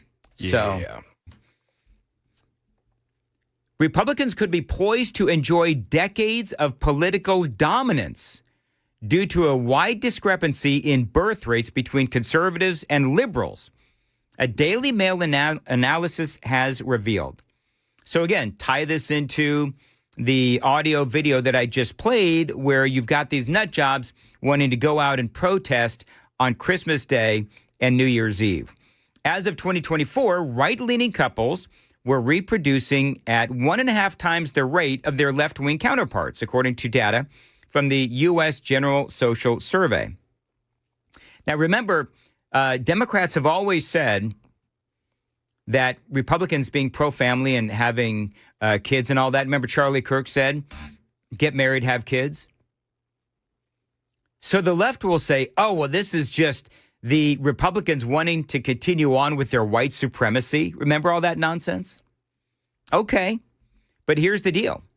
Conservatives have been outpacing liberals when it comes to reproduction in varying degrees as far back as 1974, which is the first year that the survey began collecting this data. Last year, the average number of children born to, I'm gonna air quote this, right-wing parents worked out to, I don't know how they do this, 2.18 children per person.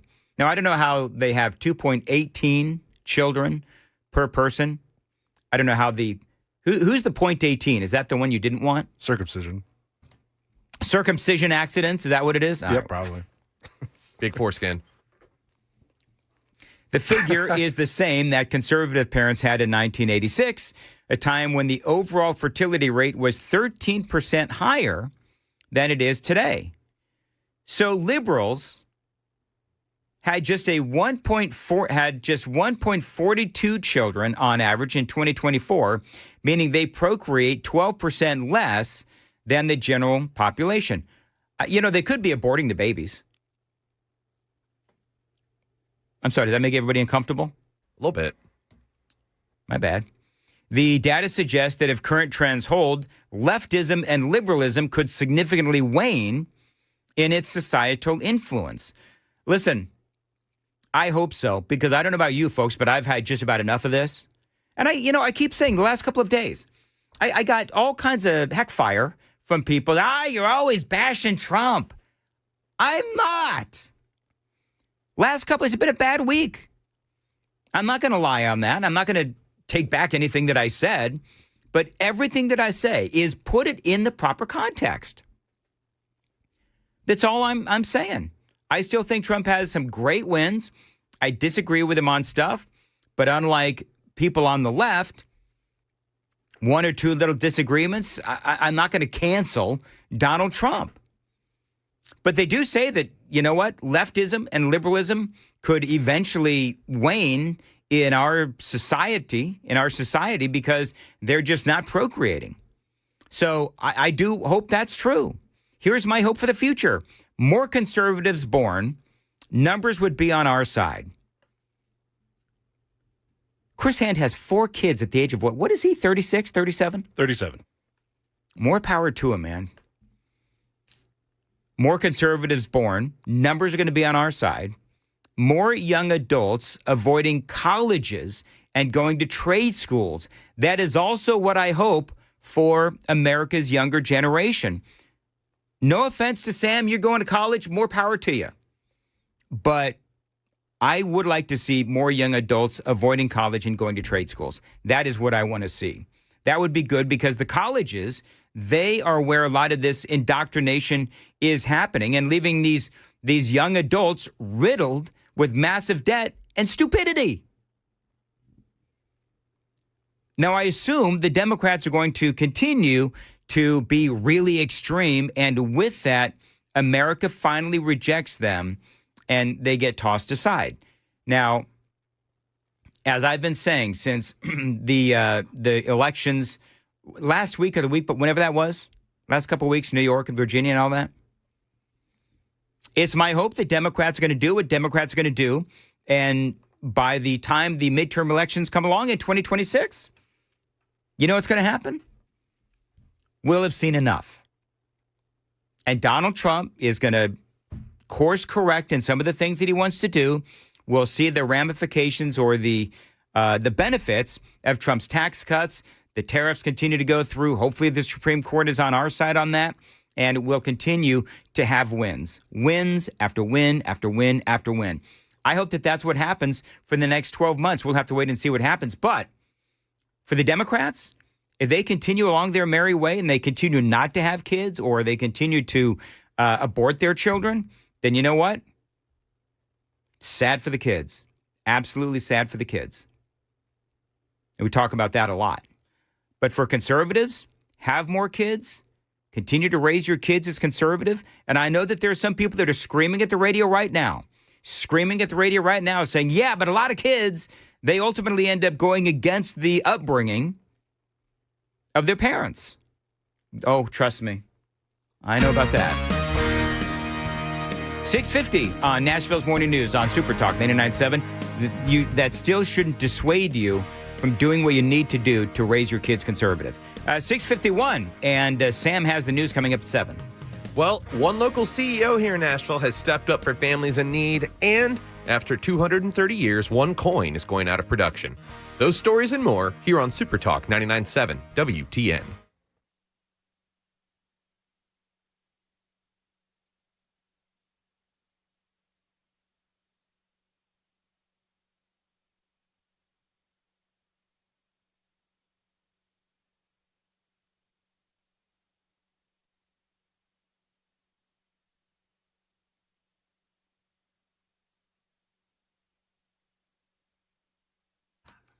You know, the weather in Middle Tennessee, it can get crazy, which is why you need a backup home standby generator from my friends at the Generator Super Center. They are the nation's #1 Generac generator dealer. Now, you can get a free quote and get peace of mind when you have one installed. The Generator Super Center, they do feature expert installation, 24-hour monitoring as well. They're not going to leave you in the dark, and financing is available. Call them, 615-879-1952. Tell them Dan Mandis told you to reach out. 615-879-1952. Find them online anytime, GeneratorSuperCenterofNashville.com.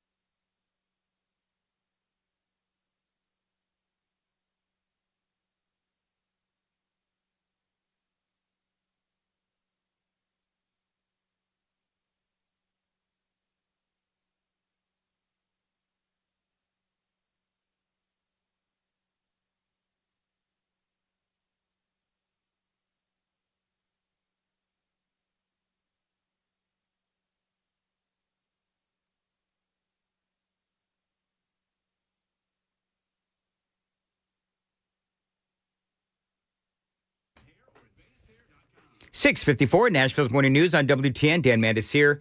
And friends, if you've been putting off getting your vision fixed like I did for years, don't wait any longer. It's not too late to see clearly for the holidays.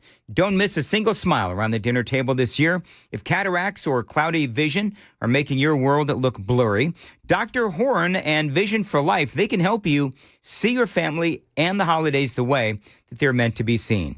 Now, Dr. Horn has performed my lens replacement surgery months ago, and I can tell you from personal experience, the difference is incredible. The procedure only takes about 5 minutes. Recovery is fast, and the results are life-changing. So call them. Tell them Dan told you to reach out. 615-436-2020. 615-436-2020. Find them online anytime. Visionforlife.com to schedule your consultation today. 615-436-2020. Visionforlife.com. Tell them Dan Mandis told you to reach out.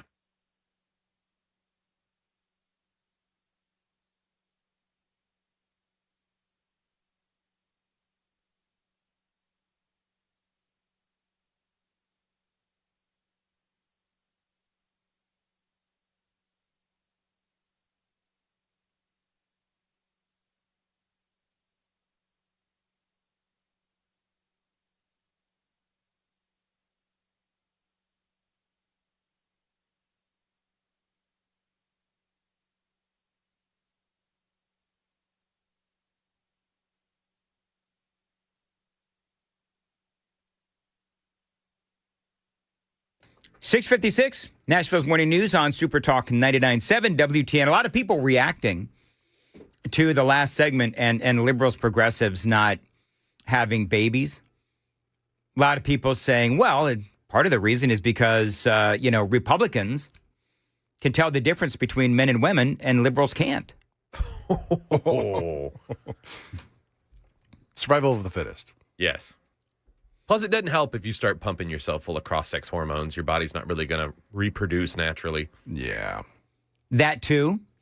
By the way, I also made a comment about people growing up and they go against their parents' upbringing, because that does happen all the time. And somebody says, that's right, Dan, you've gone against your liberal upbringing. No. My dad, I've told this story, but just very briefly, my dad was a big-time conservative. And I went through a period in my, teens, early 20s, had the long hair, had the beard, had the know-it-all attitude, and I was a total freak job leftist. My dad was like, are you kidding me? This is what I've raised. This is what you've become. And he was beside himself. Like my dad, he was not happy. He tried to convince me, but son, don't you see, right? And then what turned it all around for me was I was doing my taxes. My dad and I were doing my taxes. And it turns out I owed a lot of taxes. And I freaked out. Because I was like 21, 22, and I had probably $800 to my name, and I owed like $3,000 in taxes. I absolutely flipped my lid. And the problem was I had all of these part-time jobs because nobody would give me a full-time job. Mason, you know all about that. I was going to say, what's that like? And so I didn't take the proper tax preparation. And so then my dad, he saw the opportunity and is like, well, son, let's talk about where your money's going. And he goes through socialism and he goes through, the Democrats and where my money goes when it goes into this black hole that is the government. And we talked about, subsidies and just all that stuff that conservatives, we all now know about, small government and big government and the differences and all of that kind of stuff. And he saw that opportunity to say, well, let's talk about where your dollar goes, your taxpayer dollars go. And it was like, boom. It was like a switch in my head just flipped. And I think it was within 6 months that I cut my hair and I shaved my beard. I looked like Axl Rose. And then all of a sudden, I am like a card-carrying Republican. That's all it took was a good lesson from my dad in what being a Democrat was really all about. All right, it is 7 o'clock on Super Talk 99.7 WTN.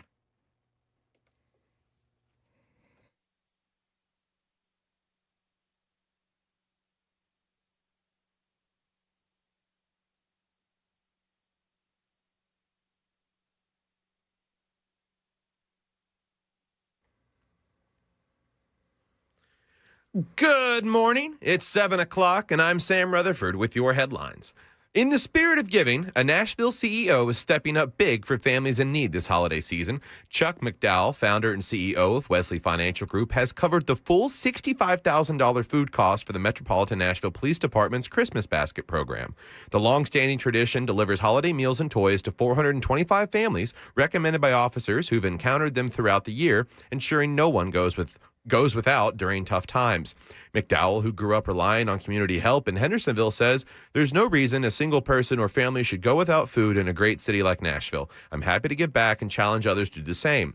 MNPD Chief John Drake adds, I'm so grateful for the community partners like Chuck McDowell who understand the mission and are moved to help in truly meaningful ways. It's a reminder of the power of local generosity. And a penny for your thoughts may now be a collector's item. The Mint has now stopped producing them. After 230 years in circulation, the final penny was minted yesterday in Philadelphia. ABC's Andrea Fuji. Expensive. It costs nearly 4 cents to make 1 penny. The Treasury Department expects to save $56 million a year on materials by not producing them. There are still 300 billion pennies in circulation, but retailers have voiced concerns as penny supplies run low, saying the phase-out was abrupt and came with no guidance from the government. And a startling discovery at Atlanta's Hartsfield-Jackson International Airport, Fox News reports, a passenger found a loaded gun magazine with the cryptic initials KH tucked near a seat on a Frontier Airlines flight to Cincinnati. It happened Saturday afternoon during boarding at Gate C6, prompting a full evacuation and security sweep. The magazine held 10 hollow point rounds. K-9 units and authorities, including TSA, Homeland Security, and the FBI, scoured the Airbus A320 but found nothing else suspicious. Passengers like Terry Foster told Fox 5 in Atlanta, I've heard of delays and cancellations, but never this before. Frontier says the ammo belonged to a law enforcement officer on an earlier flight. It's now in Atlanta police custody for the owner to claim. No threats were detected, but investigators haven't fully ID'd the owner yet. The flight departed safely after a rescreening. And a market numbers report brought to you by Beacon Capital Management. Online at beaconcm.com an hour before market open. We see the Dow is down 43 points, the NASDAQ is down 28 points, and the S&P futures are down 7.5 points. That's the latest news. We've got your traffic and weather coming up next. I'm Sam Rutherford, WTN News.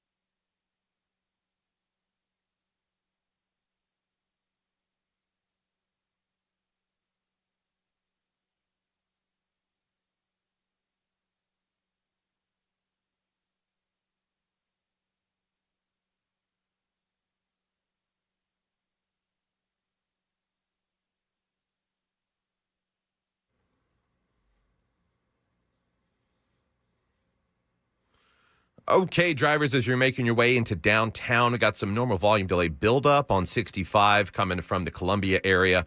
Got an accident reported, crash in the second right lane blocked at Old Hickory Boulevard. on I-24 westbound. Crashes around downtown. Still have that accident in 19th Avenue. Still have that crash over at Queen Avenue with some traffic building up on the 2465 junction. And then once again, we do have a closure. I-24 westbound headed out of town, causing significant delays. It's closed due to a crash where a car has made its way into the Red River below the overpass up there. Traffic every 10 minutes every morning on Super Talk 99.7 WTN.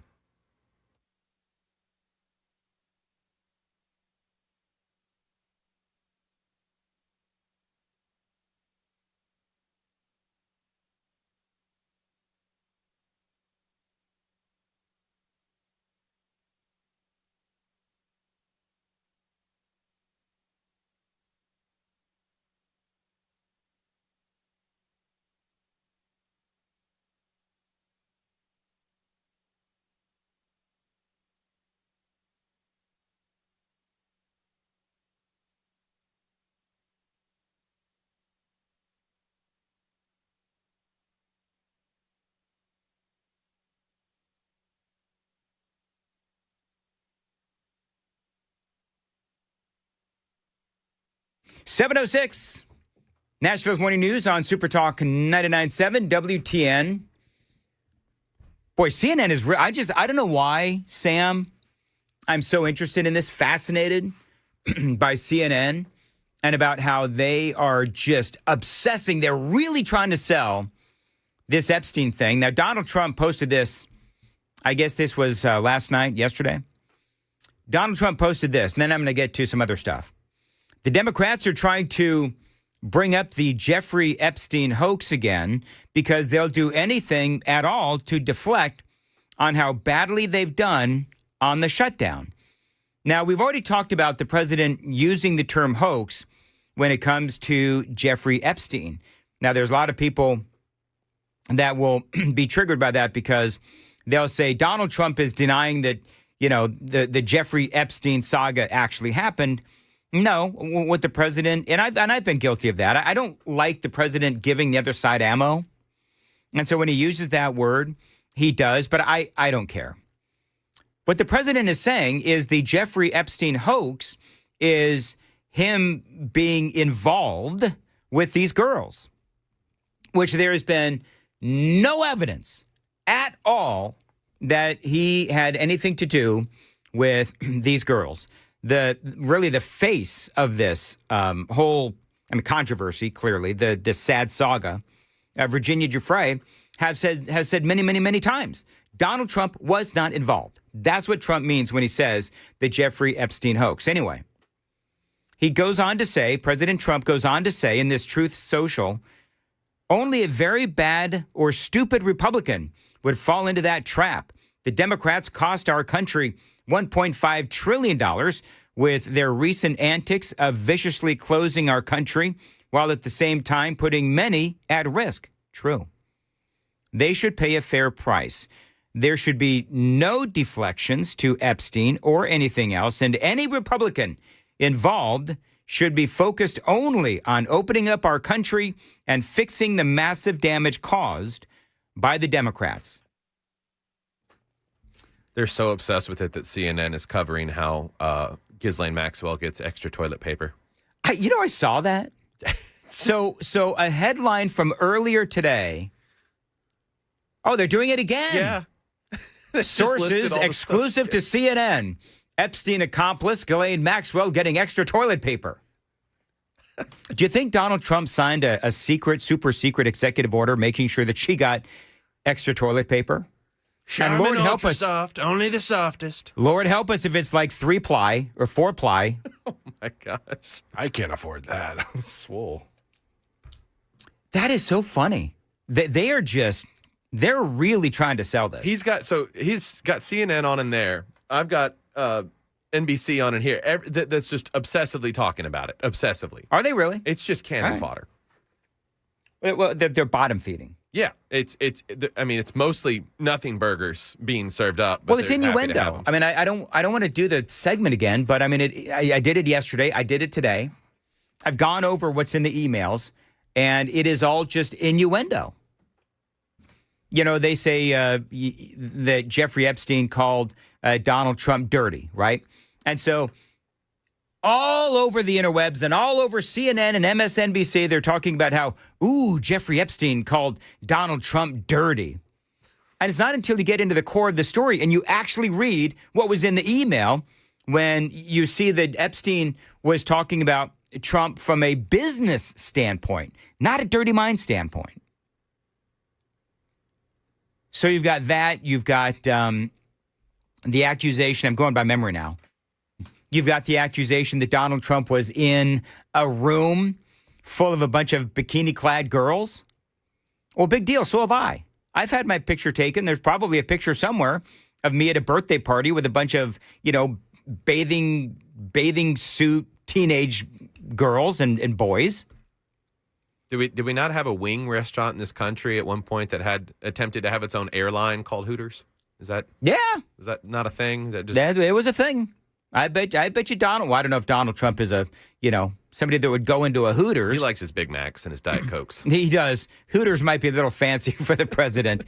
Anyway, so yeah, they tried to make that into a big deal as well, that Donald Trump was in a kitchen with a bunch of women wearing bikinis. Somebody pointed out on the super text line, well, didn't Trump, he used to have, was it the Miss USA pageant? Yeah, or Miss America or something. Whatever it was, yeah. So, I mean, I bet you he's been around a lot of girls, so to speak. And then I forget what the other one was. Oh, that Donald Trump was in a room, I guess, with one of the victims. Well, that victim, the name redacted, the victim was Virginia Giuffre, who, as I said just moments ago, she has always said that the president did not do anything wrong, and he was always incredibly friendly and not in a creepy old guy kind of way. So the Democrats, and again, Sam, you and I have been talking about this, they're and Trump is right. They're just trying to distract from the real story here, which is the Democrats' culpability in the shutdown. Now, he's also, though, taking out the Republicans. So we'll pick up on this story here in a little bit. I do want to talk about the situation with the visa controversy, because this is also a very big story that we've been following here on Nashville's Morning News. Remember that Trump had the interview with Laura Ingraham, and he talked about, and she and he went back and forth on these visa programs that I believe are corrupt. And here's what the president said. I need some audio if I could, please. Why am I not?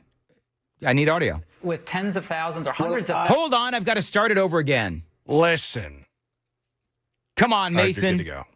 Focus. Here we go. If you want to raise wages for American workers, you can't flood the country with tens of thousands or hundreds of thousands of foreign workers. You also do have to bring in talent.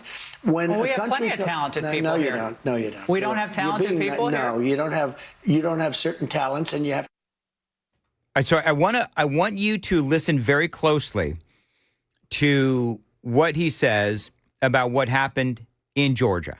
All right, listen very closely. It's all about having talented people in America and so forth, because this was a very controversial comment by the president. People have to learn. You can't take people off an unemployment line and say, "I'm going to put you into a factory where we're going to make missiles," or "I'm going to put." How did we ever do it before? Well, I'll give you an example. In Georgia, they raided because they wanted illegal immigrants out. They had people from South Korea that made batteries all their lives. You know, making batteries are very complicated. It's not an easy thing. It's very dangerous. A lot of explosions, a lot of problems. They had like 500 or 600 people, early stages, to make batteries and to teach people how to do it. Well, they wanted them to get out of the country. You're going to need that, Laura. I mean, I know you and I disagree on this. You can't just say a country's coming in, going to invest $10 billion to build a plant, and going to take people off an unemployment line who haven't worked in 5 years, and they're going to start making missiles. It doesn't work that way. All right, so the president getting into some specifics. I'm going to talk about that coming up next, because President Trump is right on this, and we're going to talk about that coming up next. 7:15, time to check the roads on WTN.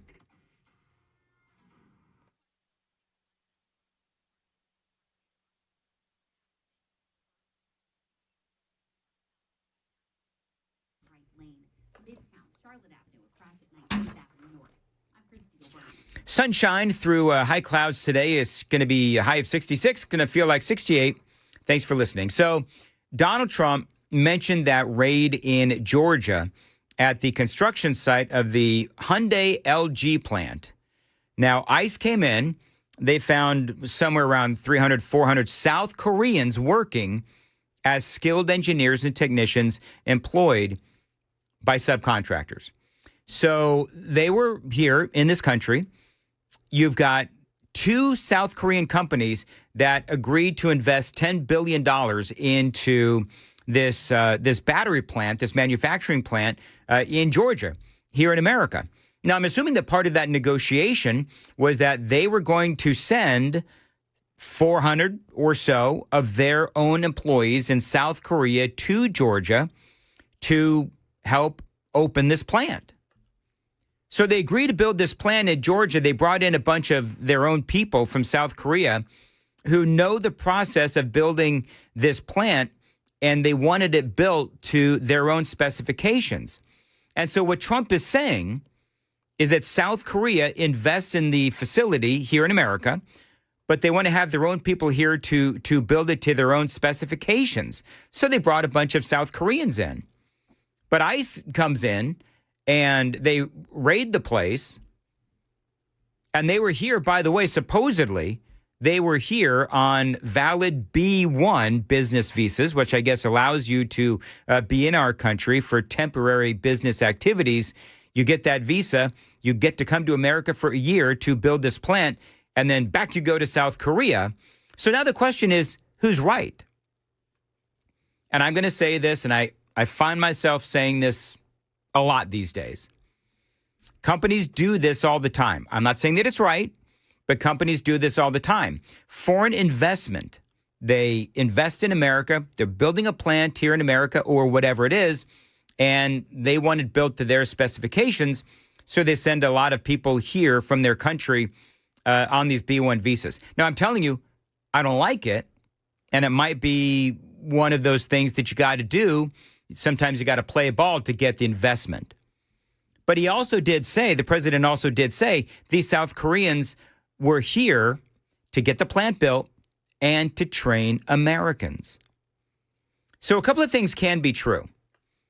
As we allow foreign investment to the tune of billions of dollars, these other countries reserve the right to bring in their own people to build the plant to their specifications. We could also see a lot, and I mean a lot, of fraud with the H-1B visa program that is ripping off Americans and taking our jobs. So the question is with the plant in Georgia, because that seems to be the one that is being brought up, is okay. Well, then when we talk about what happened in Georgia, could those jobs that those South Koreans were doing, could those jobs have been done by Americans? There's some people that say yes. Other people say no. Donald Trump says no. We had to bring in the South Koreans to ultimately get that investment. So I do understand what Donald Trump is talking about. I do get that. I do also get that the H-1B visa program is ripping off Americans, is ripping off our country. This was Will Cain on Fox News. I got some video here. This was Will Cain on Fox News talking about some of these really horrifying numbers. STEM fields dominate the occupations, and most of the workers come from India. In fact, 70% of H-1B visa holders come from India. Another 10 to 15% come from China. 80% of H-1B visa approvals are for entry-level or junior-level jobs. Now, that's important. Remember what I said the other day when I said that college graduates, a very, very, very small percentage of college graduates are actually working in their field when they do these STEM majors. You know, they graduate with some sort of a degree in STEM technology, whatever it may be, and they can't find a job because of AI or because some dude from India is willing to work a lot less. That's a little hard to stomach when we hear that we're not talented enough or that we're not skilled enough for these jobs when you consider that most of these jobs are actually at entry or junior level jobs. And it's definitely to the benefit of corporations, tech companies that can hire foreign workers, trust me on this, cheaper than American workers. This is laid out, by the way, by billionaire tech entrepreneur Palmer Luckey. Listen to this. This is fascinating. There's so much H-1B abuse. You would not believe what I saw when I was in Silicon Valley. It is insane. It's obviously a program to try and replace U.S. workers with basically slave labor that can't ever escape. The H-1B abuse is crazy. Yeah, so there you go. I mean, so again, number of things here can be true. H-1B visa abuses are killing our younger generation. That's number one. And number two is, yeah, you know what? In order to get foreign investment, there may be times when we have to play ball so that we can get these foreign companies like a South Korea. And by the way, Hyundai and LG both are South Korean companies. And so if they're going to invest $10 billion in Atlanta, Georgia, or some plant in Georgia, and they want to bring in their own people because ultimately that will lead to a lot of American jobs, if that is indeed what's happening, then I understand what the president is talking about. Laura Ingraham, who clearly she's in the spotlight because she had that incredibly contentious interview with President Donald Trump. She had a guy named Ken Cuccinelli on. Now, he is former acting deputy secretary for the Department of Homeland Security. And he was talking about how this is a very big deal when it comes to one nation in particular taking jobs of Americans.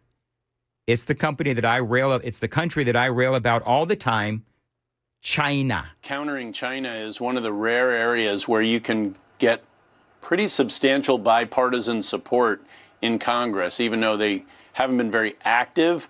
They're supportive of being tough with China.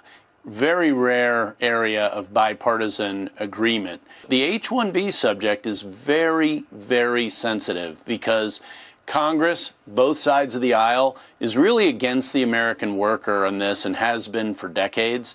They favor the big tech companies who have fired more Americans and hired more foreigners this past year. And I and every other American asks, well, then isn't that a failure of this system? Yeah, it is. It is absolutely a failure of this system. And these companies, you know, just like that that guy mentioned in the previous audio, the CEO of these tech companies, when he's talking about the corruption of these visa programs. And the American people, the American people are watching what's going on, and their kids are graduating, and they're literally unemployable. I think the president's goal is a noble goal, to bring in super talented people from other parts of the world to prepare America to rebuild and carry forward. You use shipbuilding as an example. There are others on a 5-year basis. Okay.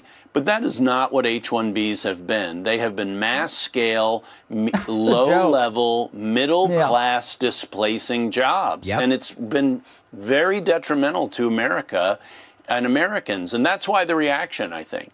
Oh, yeah. And the reaction, of course, as you know, was not good. So, you know, I get what the president is talking about when it comes to trying to attract foreign business here into America.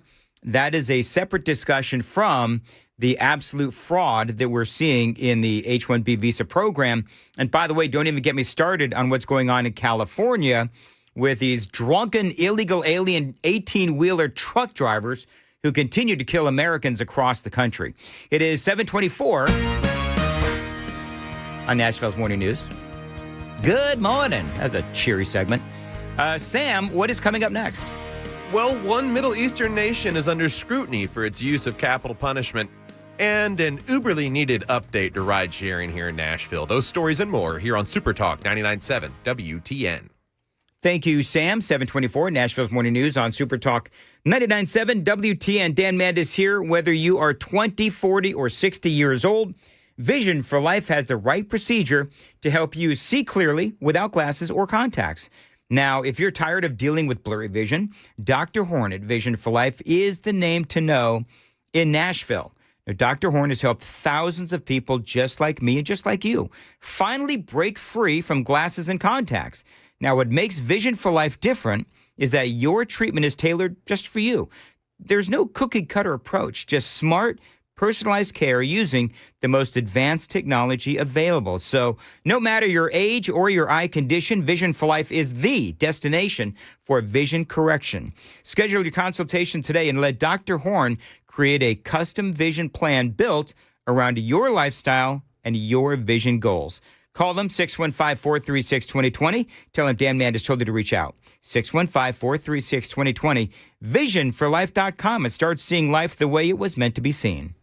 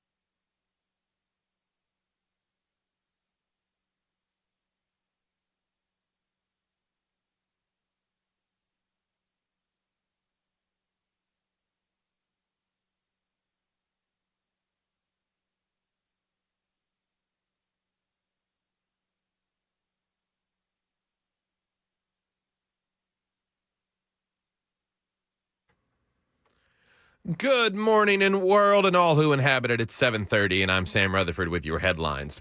Tennessee Republicans...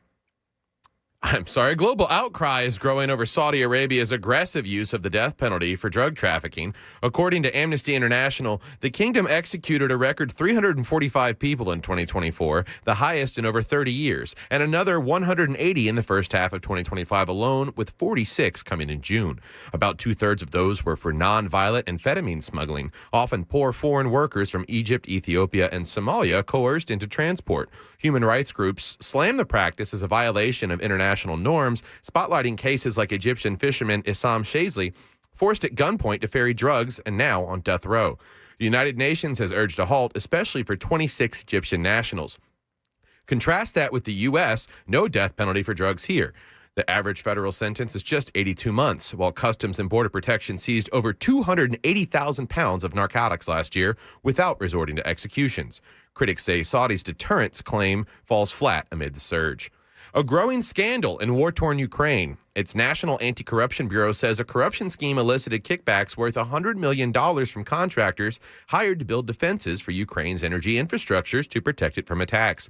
ABC's Patrick Reevell in London on ABC's Start Here podcast. According to prosecutors, at the heart of this corrupt scheme is a man called Timur Mindic, who is a former close business partner of President Zelensky. And Mindic is a co-owner of Zelensky's production company, Quartal 95, back from when he was an actor. It's worth noting the Biden administration sent about $175 billion to Ukraine from 2022 to 2025. And an uberly needed update for ride sharing here in Nashville. The new Women Preferences feature launched this week. It lets female riders and drivers match exclusively with other women, giving users more control, especially for those late-night trips through downtown on Broadway. It's now live in the Uber app where women can simply toggle it on. The option also extends to teens on Uber Teen accounts, with parents able to request female drivers. Uber's Camille Irving says it's all about comfort, control, and confidence. This comes amid growing concerns for tougher safety measures following multiple reports of assaults on women using ride shares in our city. While advocates like Susan Knapp of A Case for Women call it a welcome step, they question why it took until 2025, 6 years after its successful debut in Saudi Arabia. Knapp adds if it had rolled out safety features sooner, you'd have far fewer assaults happening now. Uber plans to expand this to more than 26 U.S. cities soon. For now, it's a game changer for many Nashville women feeling the pinch of safety concerns. That's the latest news. We've got your traffic and weather coming up next. I'm Sam Rutherford, WTN News. Thank you, Sam. 7:33, Nashville's Morning News on WTN. Listen, the holidays are here. And if you want to thin up for the holidays, if you want to trim up for the holidays, check out my friends at Contours. They've got that belly buster special going on right now. You call right now, 615-236-9960. First 10 callers, you're going to get that $99 special from my friends at Contours. A lot of folks have been going to Contours. I love that. This is a great company. People are taking advantage of Contours' red light technology. It not only is unique, it is effective as well.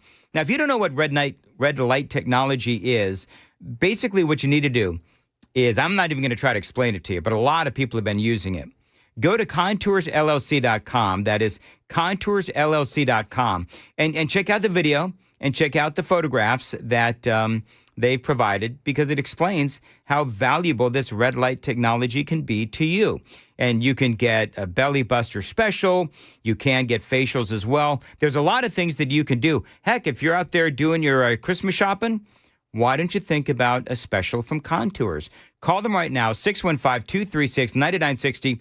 Get that belly buster special for only $99. 615-236-9960 with Contours. All you've got to lose is inches.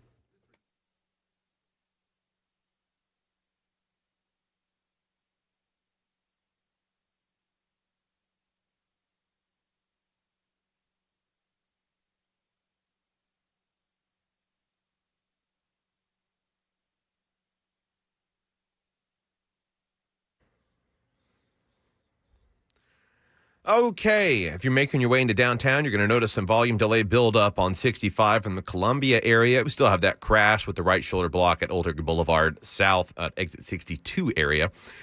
Still have, let's see here, an accident with the right shoulder block past Spring Street right here in downtown. with volume delays building up on 40, 65, and 24 as well. And then 24 westbound, it's still closed due to the crash. Stopped traffic between ML King Parkway and Rossview Road, where a vehicle left the roadway and ended up in the Red River below. Traffic every 10 minutes every morning on Super Talk 99.7 WTN.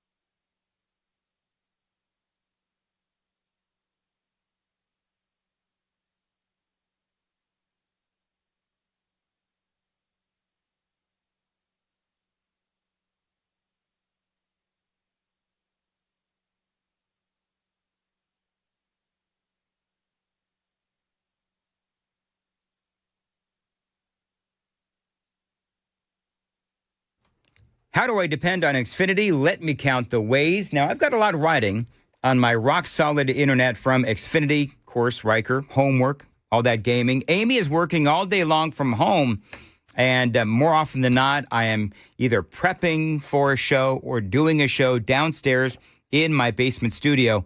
My career depends on Xfinity, and I trust Xfinity to do me right. And by the way, if something does go wrong, they can make it right with 24/7 customer service for whenever you need it. And, you know, with Riker in the house, he's 11, almost 12. It is critical that we are able to check out exactly what he's watching and exactly what he's doing.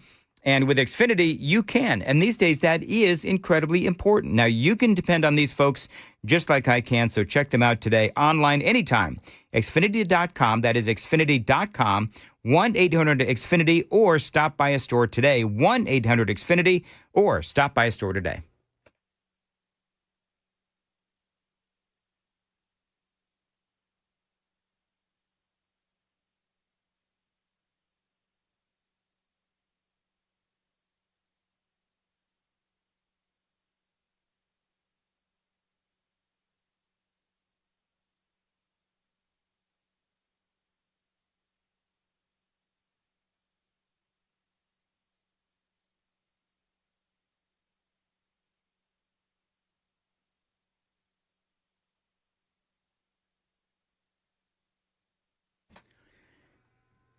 .738, Nashville's Morning News on Super Talk 99.7 WTN. Super Text line is open, very active today. Thank you very much. Getting all kinds of positive feedback this morning. I like that. Had a whole bunch of negative Nellies the last couple of days. I did have one negative comment, though. And Mason, I'm gonna put this on you. So we had a Daily Dan poll. And the Daily Dan poll, and I'm going to be honest with you, I forget what it is. But somebody said all the choices are negative. I think it's... The Daily Dan poll was about affordability. Now, y'all know that affordability is a big topic of conversation these days, and I think that there's a lot of people that are complaining about affordability. And so one of the things that I asked on the Daily Dan poll, go ahead, Mason, if you would, and tell us how we framed the question. The question's framed as where are you on the affordability scale? So I had 4 options laid out. Okay, hold on. So somebody's problem with this is that all of the answers have a negative tinge. Okay, so what are the 4 answers? What are the 4 options? So the first one is, it does ramp up positive towards the end. It says it's still bad, but we're getting better. Second one is bad and getting worse. Third is bad, but I have faith in Trump that he'll fix it. And the last one is we're screwed. So I guess, I don't know, those all have a negative connotation, I suppose. They do have, because they're starting in the bad area and assuming that we're just staying there. Well, we only had 4 options. Yeah. So I guess we should have had an option that says the economy's great. Do we have a 5th option in there? I don't think we have a 5th option. No, there's only an option for 4 options. All right. Well, my apologies, and I'm actually kidding. Those were my options. I could have thrown you under the bus, Mason, but I chose not to. So those were my options. And what are the because I don't know if anybody's actually out there saying from an affordability standpoint that things are great. I've absolutely not. I've not met one person that says that affordability is great. I think that those four options are pretty much where most of the American people are. But anyway, if affordability is not an issue for you, I'm really happy for you. I'll tell you what, if you feel like affordability is not an issue right now, then shoot me a text on the super text line, because I'm going to ask if I can borrow some money. All right, so absolutely. Real quick, what are the percentages there? What are people saying? Yeah, if these don't apply to you, my Venmo is on my Instagram, so go check it out. But on the first option, for still bad but getting better, is the majority of where we're standing at 53%. Our second option is bad but have faith that Trump will fix it at 30%. Mm-hmm. Oh, I had a couple more votes jump in there. We're at 53% on the first one. Bad and getting worse, sitting at 7%, and then worse screwed at 10% right now. All right, so I'm right there with the top two. Yeah, in that I have every faith and every confidence that Donald Trump is gonna and Scott Bessent and everybody, it's gonna work out. I believe that the economy is going to get better, and as I've said 1,000 times now, I think the election of Mamdani and all those other Democrats, I think that was a great opportunity. It is a wake-up call. It is a wake-up call for the Trump administration to now fully focus on what is going on with our economy. I forget what I heard somewhere, the news story, I think maybe about Ukraine. Oh, yeah. I don't want to hear about Ukraine. I don't give a crap about Ukraine anymore. Screw them.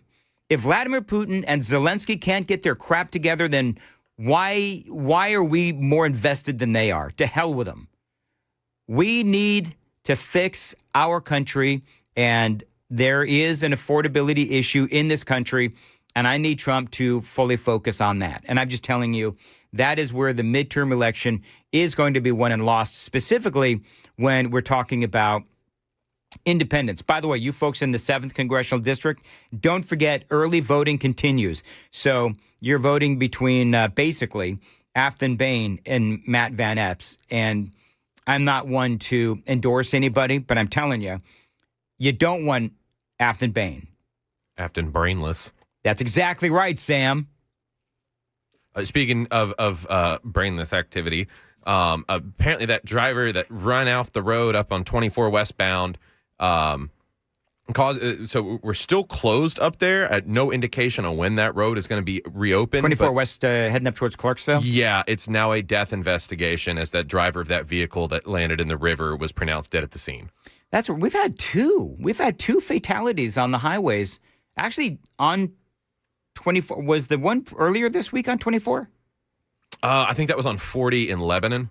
Okay, well, we've had a couple of fatalities this week, so very sad. Yeah, 40 and 24 can be quite the dangerous interstates if you're not familiar. Oh, they sure can. They sure can. All right, well, thank you, Sam. Keep us updated. So this is what Donald Trump had to say regarding the shutdown as he was signing the government back into action last night. Over the past 7 weeks, the Democrats' shutdown has inflicted massive harm. They caused 20,000 flights to be canceled or delayed. They departed so many times, so late. People were hurt so badly. Nobody's ever seen anything like this one. This was a no-brainer. This was an easy extension. But they didn't want to do it the easy way. They had to do it the hard way. And they look very bad, the Democrats do. They deprived more than 1 million government workers from their paychecks and cut off food stamp benefits for millions and millions more Americans in need. They caused tens of thousands of federal contractors and small businesses to go unpaid. And the total effect of the damage their antics caused will take weeks and probably months to really calculate. I mean, I've seen anywhere from, many billions of dollars. I've seen some 1.5 trillion. I have no idea what the real cost is. I do know that there's a lot of people here in America, people here in Tennessee, who they were affected. Either they're contractors for the government, or, of course, we had all the conversation about SNAP benefits as well. And the question is, where will the American people blame for the shutdown? Will it be Republicans? Will it be Democrats? I firmly believe that Democrats, and by the way, CNN reporting, shutdown over, but may take weeks for air travel to return to normal. Do you know what I think?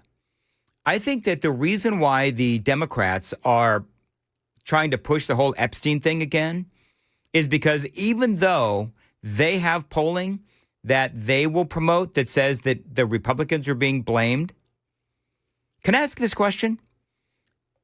If the Democrats truly believed that the Republicans are being blamed for the shutdown, then why are they trying to shop the Epstein story yet again? Why are they trying to push the Epstein story yet again? Because if they're being politically smart, and I'm not necessarily saying that the Democrats are politically smart, but if they're being smart and they truly believe that the Republicans are going to get the full brunt of the blame of the American people, then they're just going to let that blame marinate. Wouldn't they? Continue the conversation about how Donald Trump and the Republicans shut down the government. But no, they're out there pushing Epstein. In other words, they know, the Democrats know that they have screwed up big time, and they're trying to run from their culpability in the shutdown by now pushing Epstein. 7:46, time to check the roads on WTN.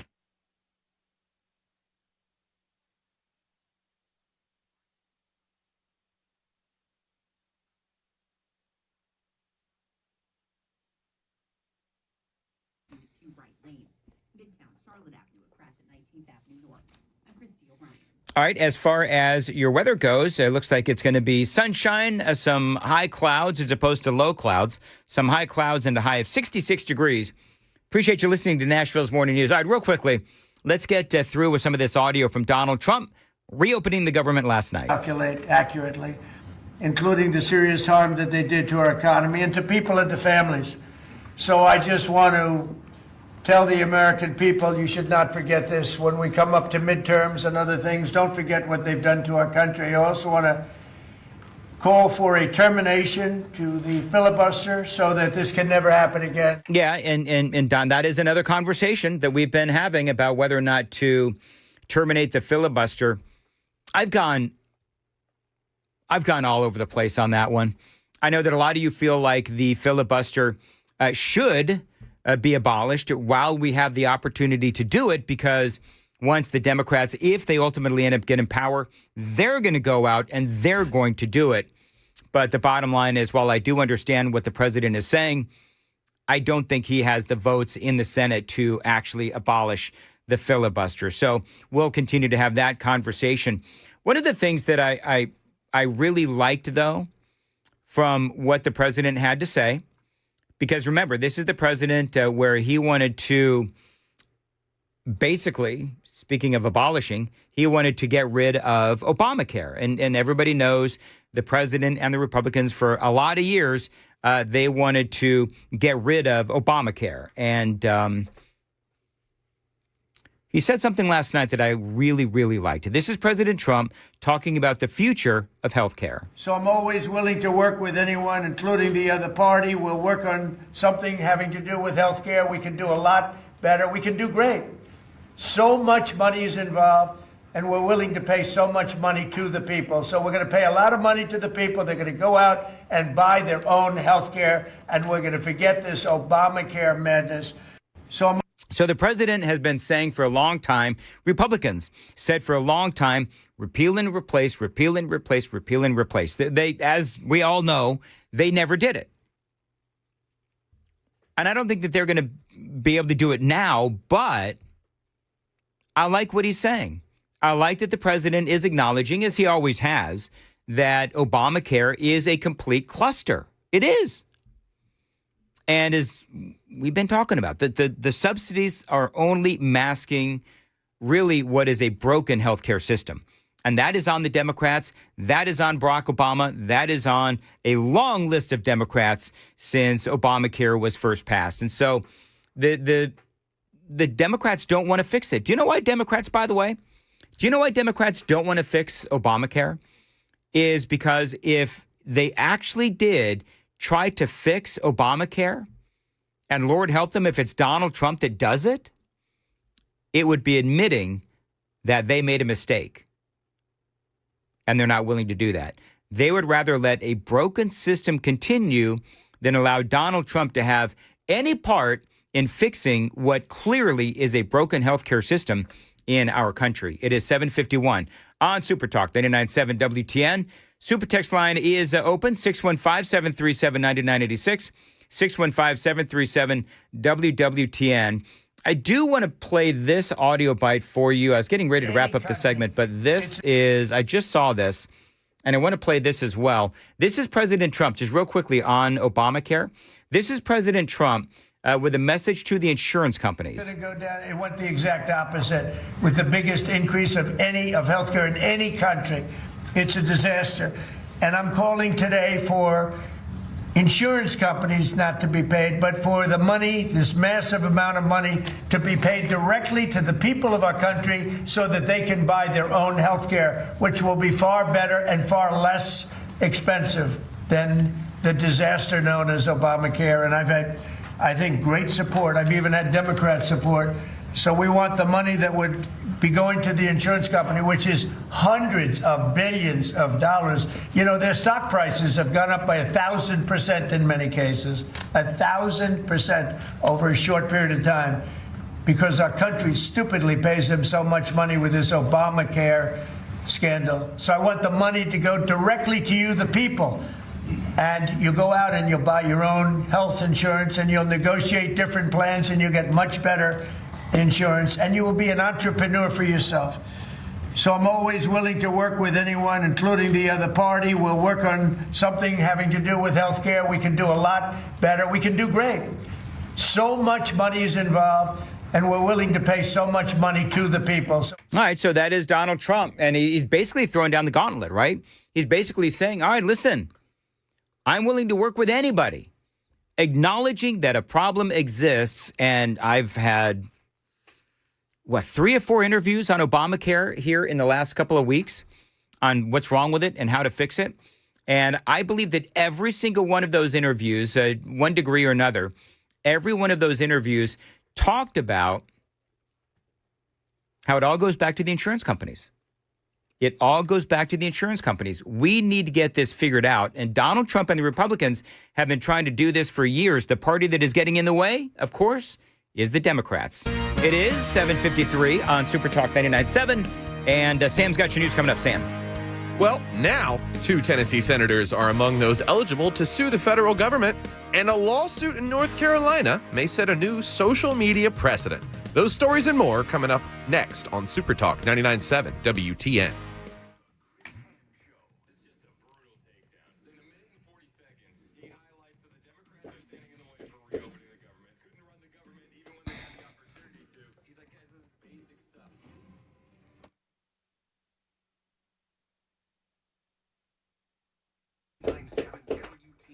$7:53 on Nashville's Morning News this month. Busy Bee Plumbing, Heating, and Cooling. They are serving up big savings and big gratitude.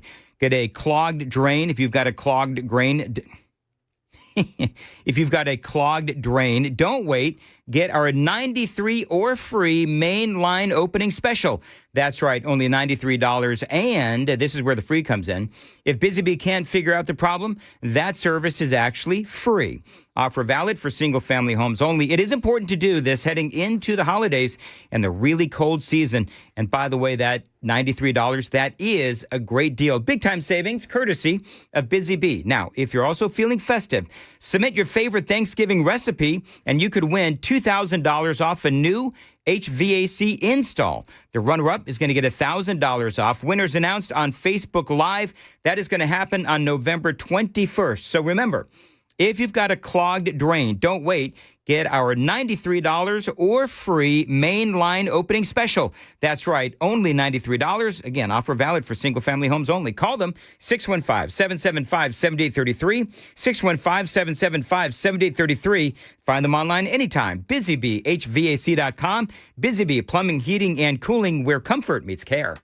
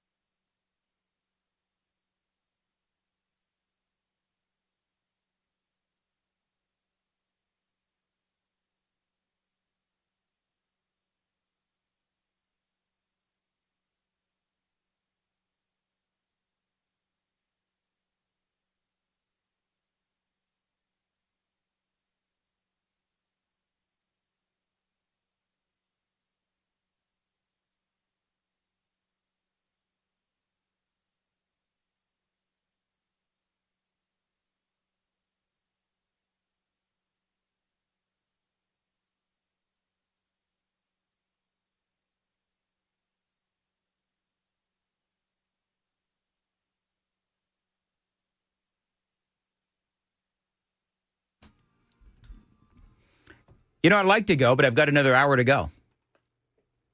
Yeah, let's go for another hour. Sure, let's go for another hour. Hey, by the way, 1834, a hater, right? 1834. Not even going to talk about the damning emails released yesterday about Trump and Epstein. 1834, welcome to the show. I've been going through this all morning long. And if you are pinning your hopes and dreams on these emails, damning emails, as you say, that connect Donald Trump and Jeffrey Epstein, you're going to have a bad day, friend. And actually, I know that you're not my friend.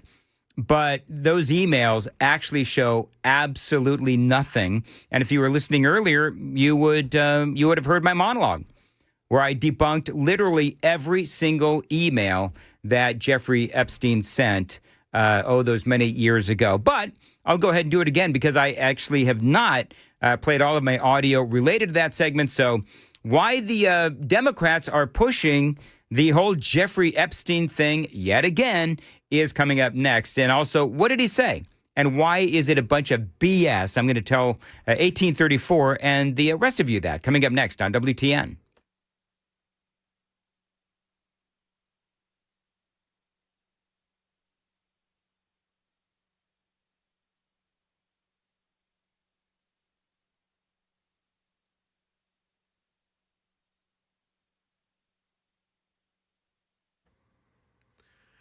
Good morning, world, and all who inhabit it. It's 8 o'clock, and I'm Sam Rutherford with your headlines.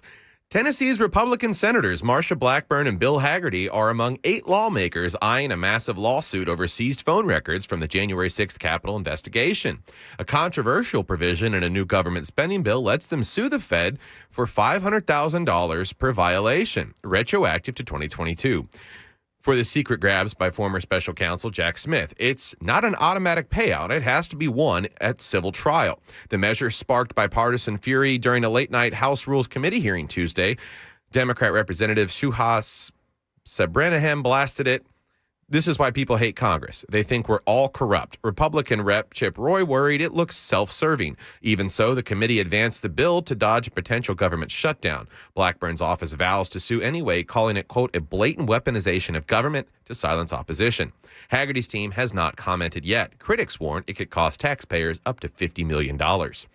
Friends of social media food influencer Michael Duarte are at a loss to explain the behavior that led to his death on Saturday. ABC's Jim Ryan says the chef, husband, and father was killed by a Texas sheriff's deputy. Michael Duarte was in Medina County, west of San Antonio, for a barbecue festival. The initial call to police Saturday was about a disturbance involving a man in a mental health crisis. A report from the Medina County Sheriff says deputies found Duarte armed with a knife and threatening to kill everyone. When he rushed a deputy, the 39-year-old Duarte was shot and killed. If you or someone you know is struggling with mental health issues or thoughts of suicide, call 988 or text TALK to 741-741.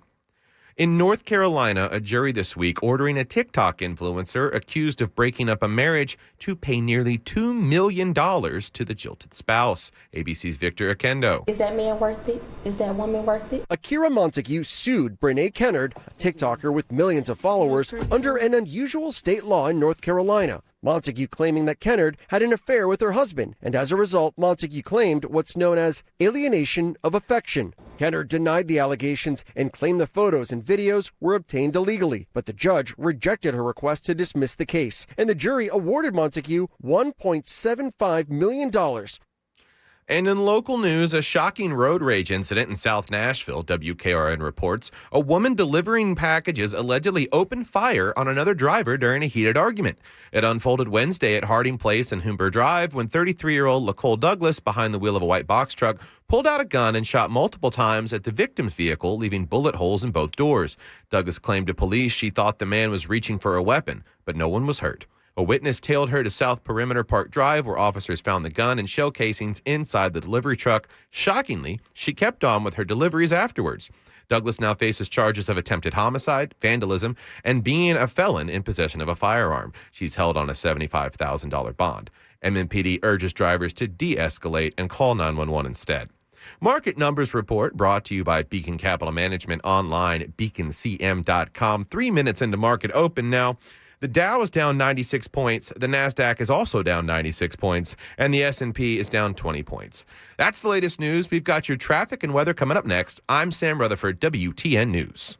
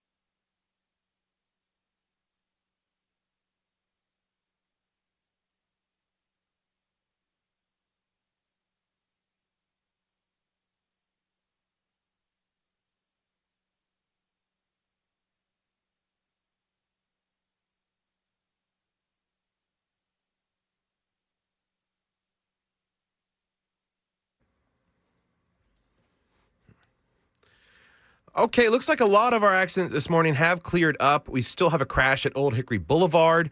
Have a crash now reported out on 840 westbound before I-65 exit 31. Stop and go traffic at the Paytonsville Trinity Road exit. And then we still have a closure up on 24 westbound as you're headed out towards Clarksville due to a vehicle that left the roadway and ended up in the river that saw the driver dead at the scene. Other than that, normal volume delays as you make your way into Nashville this morning. Traffic every 10 minutes every morning on Super Talk 99.7 WTN.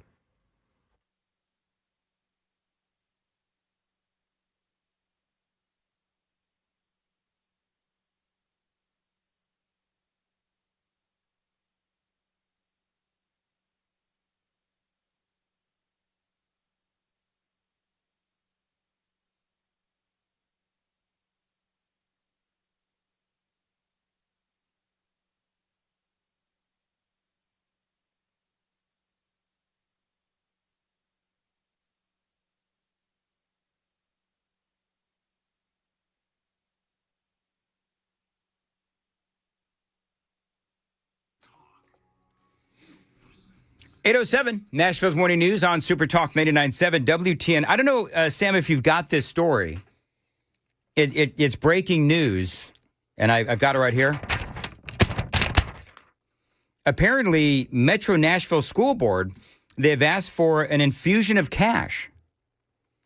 $10 to $15 million is what they're asking for.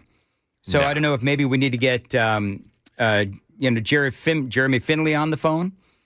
But apparently this $10 to $15 million that they're looking for, this infusion of cash, I think it's apparently because Dr. Adrian Battle is demanding that solid gold toilet for her private bathroom that they just installed. I thought you were going to tell me that she just clogged the one they built. And that's how much. Well, she is full of crap. Yeah, I mean, that's a lot of crap to get stuck in the pipes. Real quickly, by the way, did you know that people are actually lining up? By the way, I was just kidding. But it would not surprise me. Like, that's the thing. It's totally believable. I could totally see the ego-driven horrifyingly corrupt, in my opinion. Dr. Adrian Battle, the head of Metro Nashville School Board, I could totally see her demanding $15 million for a solid gold toilet. I could see that. I know you people are nodding right there onto at your radios. I'm talking about this, not nodding off, but nodding in agreement.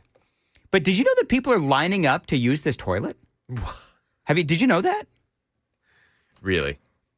This is from Ella Feldman, Smithsonian Magazine, because I read the highfalutin stuff. Let's see here. The fully functioning toilet satirizes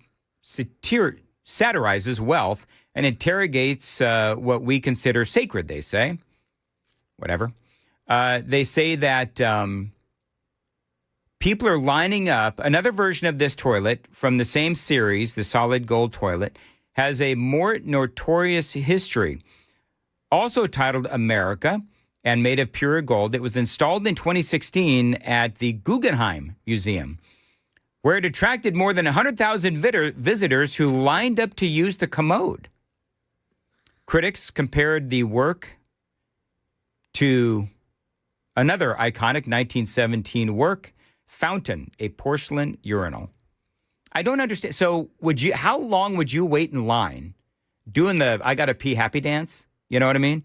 To use a solid gold urinal. Like, would you actually do that? No.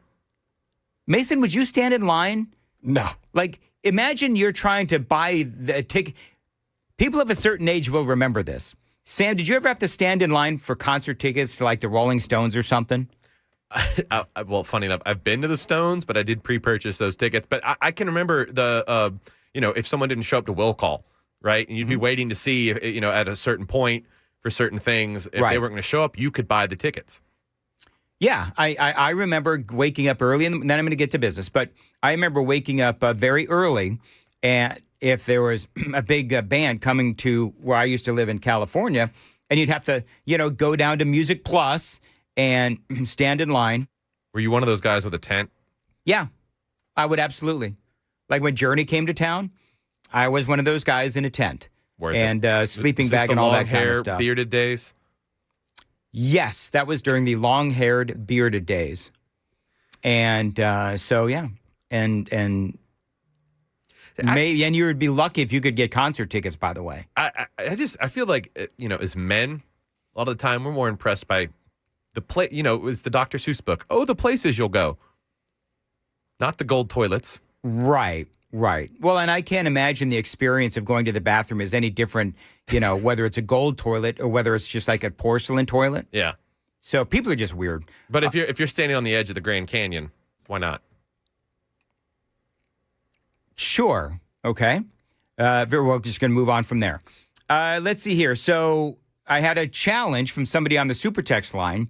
Why aren't you talking about the Epstein files? Are you afraid? No, I'm not afraid. I've been talking about this all morning long. Now, ESPN, they are obsessed over this. So all of this began yesterday. And by the way, one of the other things that I thought was interesting, I'm going to play some audio from Tim Burchett because he actually, in the timeline of things, Tim Burchett actually called for all of the files to be released. Do you know who blocked Congressman Burchett's attempt to release all the files? The Democrats. This is from the Daily Mail. They say that GOP lawmakers, this is the headline, have released a trove of new emails from pedophile Jeffrey Epstein, including the financier claiming to have compromising photos of dirty Donald Trump. So, as I've mentioned a number of different times now, but dirty Donald Trump is not referring to a dirty mind. It's referring to Jeffrey Epstein saying that Donald Trump was dirty as far as his finances went. This was all in the context of Michael Cohen. When Cohen flipped on Donald Trump, that was the context. Nothing sexual in nature. So that's number one. Number two, we had Congressman John Rose on yesterday. This is audio only. We had Congressman John Rose on yesterday as all of this was breaking. I think the Epstein thing is the total political hatchet job, a canard, if you will. Obviously, Democrats controlled everything for a good while, and the President Biden was in office for 4 years, and they had absolutely no interest in this issue. And then all of a sudden, it's the most compelling thing, the most dire thing that needs to be dealt with. If they thought that, then when they controlled all the levers of power in Washington, they could have released everything. And they released nothing, and that's because they're protecting their own and now trying to just use this as a false flag to go after President Trump. Yeah, in false flag because, as I've been explaining, the Democrats know that they are shouldering the blame for the government shutdown, so they're trying to change the subject. I mean, one look at CNN this morning, and oh my goodness gracious, this is really one of the only things that they're covering in an extended way. Here's another one.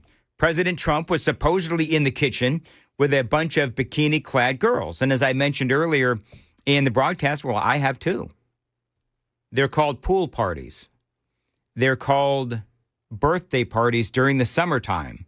They're called beach parties. In other words, this is not a thing. And by the way, you know what I also find interesting? Nowhere in any of these emails is it proven that Donald Trump did anything wrong. That's the other thing to keep in mind. The other part of this, in a December 2015 exchange, Jeffrey Epstein telling a New York Times journalist, "Would you like photos of Donald and girls in bikinis in my kitchen?" Epstein asked the journalist in an email. Now, that means that Epstein was trying to damage Donald Trump, right? He had an axe to grind with Donald Trump because Trump cut him off. And the reason why Trump cut him off is because Epstein was being the creeper that he was and trying to get girls from working at Mar-a-Lago to go work, doing those things that he did. He's offering these photos to a New York Times reporter. That tells you everything you need to know about Jeffrey Epstein trying to destroy Donald Trump, and still there's no evidence. One of the other things that the texter said, who dared me to talk about this, with all of these references to Virginia Giuffre, who has always said that Donald Trump did nothing wrong, this is how the Daily Mail reports this. The individual referenced in these emails is the late Virginia Giuffre, who repeatedly said President Trump was not involved in any wrongdoing whatsoever and could not have been friendlier to her in their limited interactions. Now, what's interesting is her name was redacted. So when these emails were released, her name was redacted. Now, my question would be, why would Virginia Giuffre's name be redacted? And I was thinking about this. I think the reason why they redacted, obviously she's dead. She committed suicide. And so I think the reason why they redacted her name is because they didn't want people to see that it was Virginia Giuffre, who has, again, said that Donald Trump did nothing wrong. 8:16, time to check the roads on WTN. Martin Luther King Parkway and Rossview Road. Stop traffic from the Sango Road overpass. No problems on 65 or 40. No unusual delays on 440, 840 running accident free. I'm Christy O'Brien. Another email that, I'm sorry. My bad. I'm supposed to do weather here. Sunshine through high clouds, a high of 66, feeling like 68. I'm so agitated at this story because I see exactly what they're doing. I see exactly what the Democrats are doing. And the media. You see through their thick lies. I do. Another email that Epstein wrote to author Michael Wolff claimed that Donald Trump knew about the girls as he asked Ghislaine Maxwell to stop. Now, I'm not even sure of the context, but here's the deal. If Donald Trump suspected, oh, and by the way, one of the things that Trump has said in the past was that he had asked Ghislaine Maxwell and Epstein to stop trying to hire girls away from Mar-a-Lago. So that may be the context there. But with all of this, by the way, no emails between Donald Trump and Jeffrey Epstein. And so it was an interesting timeline yesterday. CNN reports on all the emails. Democrats then release these out-of-context emails. Republicans, in turn, released a trove of 20,000 pages of additional documents. I think Republicans were like, all right, Democrats, we'll go ahead and we'll release a crap ton because, Republicans were like, Democrats are cherry picking on what they're putting out, which is exactly what they were doing. We had a couple of congressmen on the airways of WTN yesterday talking about all of this. One was Scott Desjardins, who was on talking about why the Republicans want these files to be released responsibly. If they're hiding somebody, I don't care if it's the president. If somebody committed a crime, they need to be held accountable. And so that's not a problem. But the fact is we were releasing them in a fashion that protected people who maybe were victims in this, not necessarily people who were criminals. And my example of Monica Lewinsky was not just a smart remark. There are probably 17, 16-year-old girls that went there, made poor decisions, and don't necessarily want their lives of that particular time splashed all over the world for their young children, husbands, and whatnot to see. So, just doing a big file dump for the general public is not really necessary, but criminal activity should be prosecuted. Yeah, and Scott Desjardins is absolutely right. I think he was on with Murphy Show. He was on with Murphy Show yesterday. And he had said earlier, you heard him invoke the name Monica Lewinsky, where he doesn't want to see lives ruined by all of this. And that's the point. He says he doesn't want these women, to be Monica Lewinsky'd. In other words, where their lives are ruined by the exposure.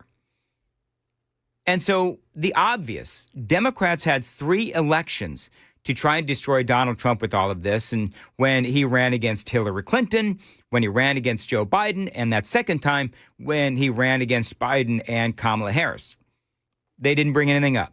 It's only now that they're trying to politicize it. They don't give a crap about the victims.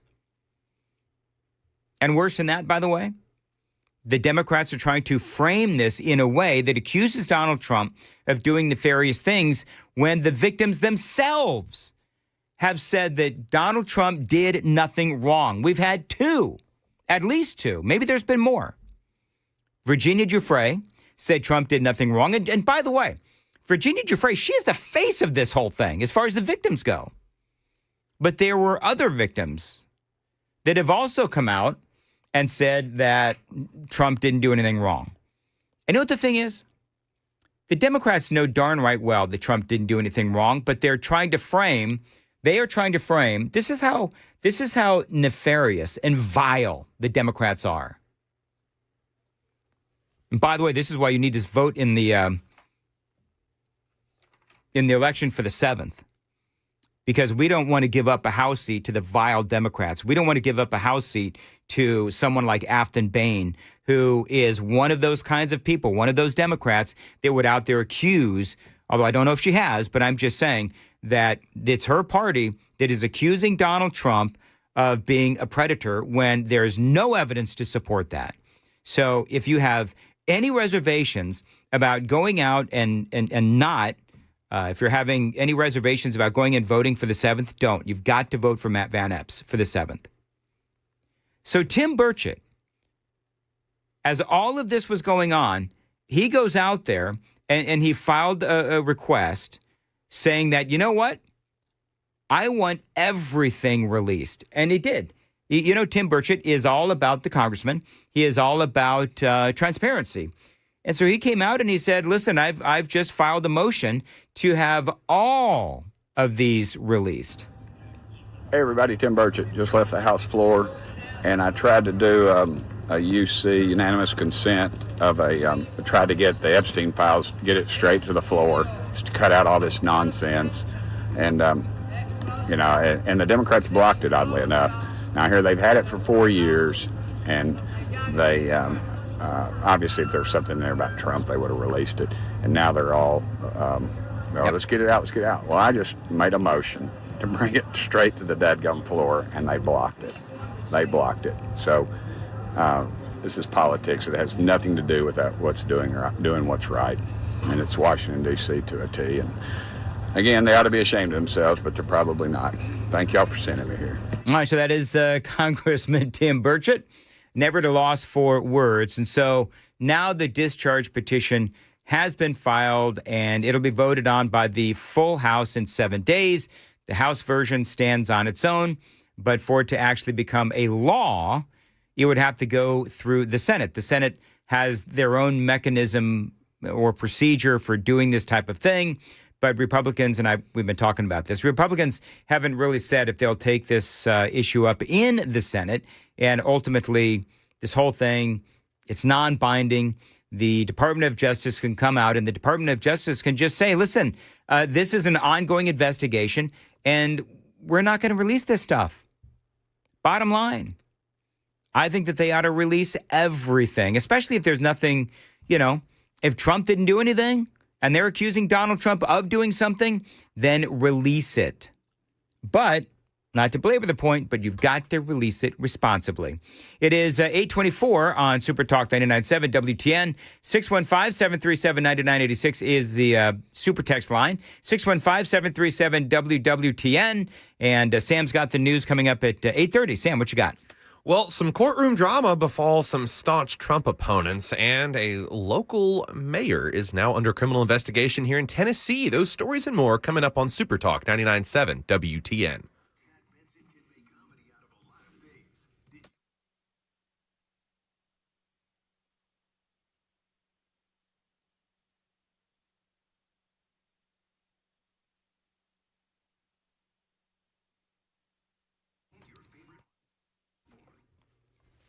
$8:25, Nashville's Morning News. And listen, Brentwood Jewelry, if you've got a special occasion coming up, how about the holidays? And you need a special gift, Brentwood Jewelry, this is your place to go. Now, for the lady in your life, necklaces, bracelets, rings, and earrings, get her something special and sparkly for the holidays. For the men, of course, money clips, cufflinks, and they've got watches for everyone as well at Brentwood Jewelry and every budget. Now, Brentwood Jewelry is the official jewelry store of my home. It should be the official jewelry store of your home as well.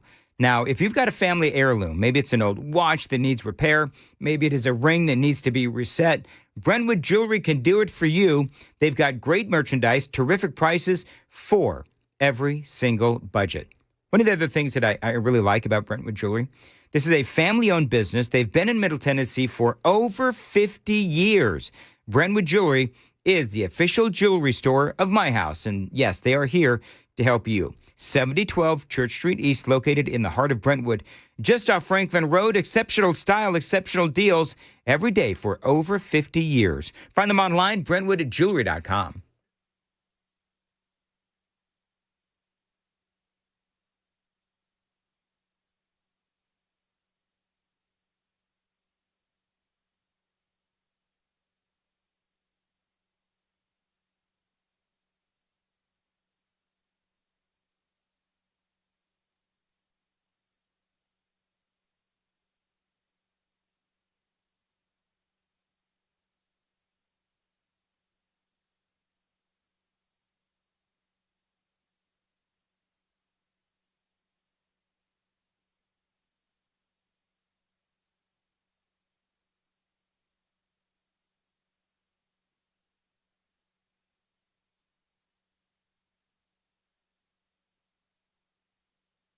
$8:27, Nashville's Morning News. DT McCall's. Listen, I've bought a lot of stuff at DT McCall's, and there's a reason why. They've got great merchandise at great prices. This is a great Tennessee company. They are here for their fellow Tennesseans with, again, great prices, selection, and value.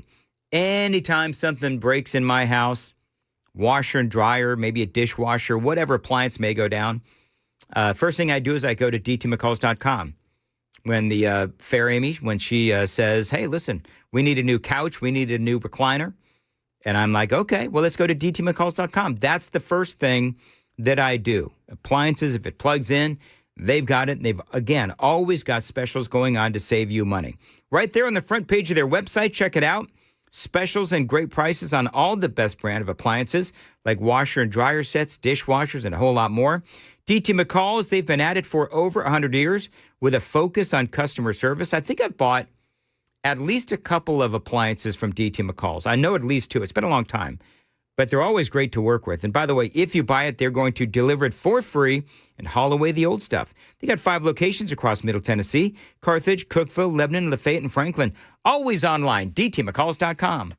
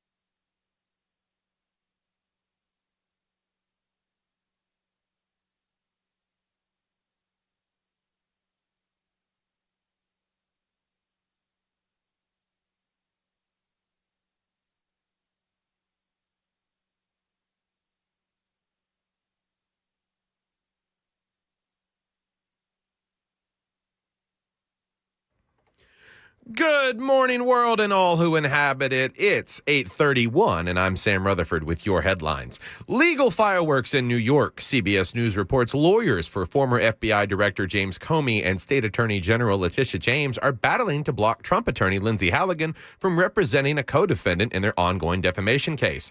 In Manhattan federal court filings, they argue Halligan's recent appointment as a special assistant U.S. attorney in Florida creates an irreconcilable conflict, claiming she now works for the very government Comey and James are suing. Halligan, who's repped Trump in multiple cases, was tapped last week by the Justice Department. Her team fires back. The role is limited, part-time, and unrelated, calling the motion a desperate delay tactic. The judge has yet to rule, but will hear their counsel today. The underlying suit stems from Trump's 2023 social media posts labeling Comey and James as, quote, political monsters amid investigations into his business. Trial is set for early 2026. The government has reopened, but air travel across the country may need several more days in order to get back to normal. ABC's Trevor Alt is at LAX. This is going to be a process that takes several more days, maybe even an entire week, before everything is fully up to speed from its pre-shutdown levels. Right now, the airlines are operating at a 6% flight reduction. That's based on FAA decision-making, and the FAA will decide how to safely and gradually ramp those numbers back up based on staffing, based on safety data. And locally, Rutherford County Mayor Joe Carr is now under criminal investigation, WSMV4 reports, by the Tennessee Comptroller's Office for alleged ethics violations. The probe, confirmed Tuesday, centers on Carr's use of county resources and potential conflicts of interest. Sources tell WSMV4 the investigation began after a whistleblower complaint flagged questionable spending and favoritism in county contracts. Carr, elected in 2022, has not been charged, but the comptroller says the case is active and involves serious allegations. In a statement, Carr calls the claims politically motivated and vows full cooperation. I have always acted in the best interest of Rutherford County residents, he said. The mayor's office added that no taxpayer funds were misused. The investigation could take months. Market numbers report brought to you by Beacon Capital Management online at beaconcm.com. 33 minutes into the market open right now, the Dow Jones is down 62 points. The Nasdaq is down 173 points, and the S&P is down 29 points. That's the latest news. We've got your traffic and weather coming up next. I'm Sam Rutherford, WTN News. Thank you, Sam. 8:33, Nashville's Morning News on WTN. You know, I've been telling you for years about my friends at USS United Structural Systems. They're experts in waterproofing, concrete leveling, and foundation repair. Now, this is a great company. They've helped me several times with my home, and that is why I proudly endorse USS. Again, I was a customer before I was an endorser. I'm one of 30,000 satisfied customers. Listen to this recent review on Google. Guy says at USS they were highly professional. The crew was phenomenal from start to finish. They treated his home as if they were working on their own, and he does give United Structural Systems 5 stars all the way. Now, they're not going to charge you for any unnecessary repairs, and you won't pay a dime until the work is done and you're a satisfied customer. Now, they can help you with a myriad of issues. They can help you with basement and crawl space waterproofing, basement wall stabilization, and yes, foundation repair. We guarantee our best. Call USS 615-488-7855, 615-488-7855, USSTN.com.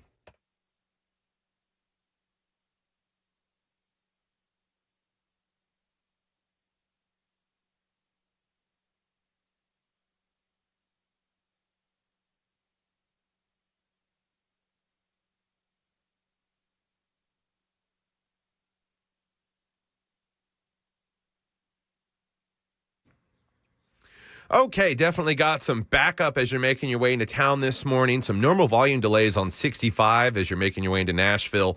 Got an accident out here on 24 at Harding Place, exit 56. It's still being worked. Accident out in Laverne on Old Hickory Boulevard as well. There's significant delays coming into town on 24. Some backup on 65 coming from Columbia and Franklin area. And then an accident at I-440 exit 80 in the Berry Hill area reported. Crash reported at Murfreesboro Pike and Old Hickory Boulevard as well. Still have the westbound lane on I-24 closed due to that fatal accident that saw the car leave the roadway and plunge into the Red River.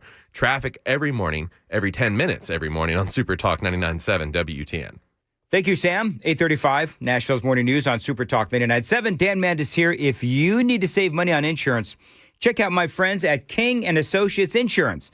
Now, so many of my listeners over the years have reached out and let me know that they've been able to save and save big with King and Associates. Now, one guy that I know, his 16-year-old daughter got into a car accident. She's fine, and so is their insurance. Now, King and Associates still saved him thousands of dollars when the time came for new insurance. You know why? Because at King and Associates Insurance, they know that life happens, and as independent agents, they can find you the best deal for your family. They're going to weed out the non-competitive companies and find the best options for you and keeping the communication flawless. King and Associates know it's not only relationships with the best companies around, but also bundling home and auto. King and Associates Insurance, they're going to fight for you and the best deal possible. 615-321-8121. Save money. Get great insurance with King and Associates Insurance. Tell them Dan Mandis told you to reach out. 615-321-8121. tkinginsurance.com.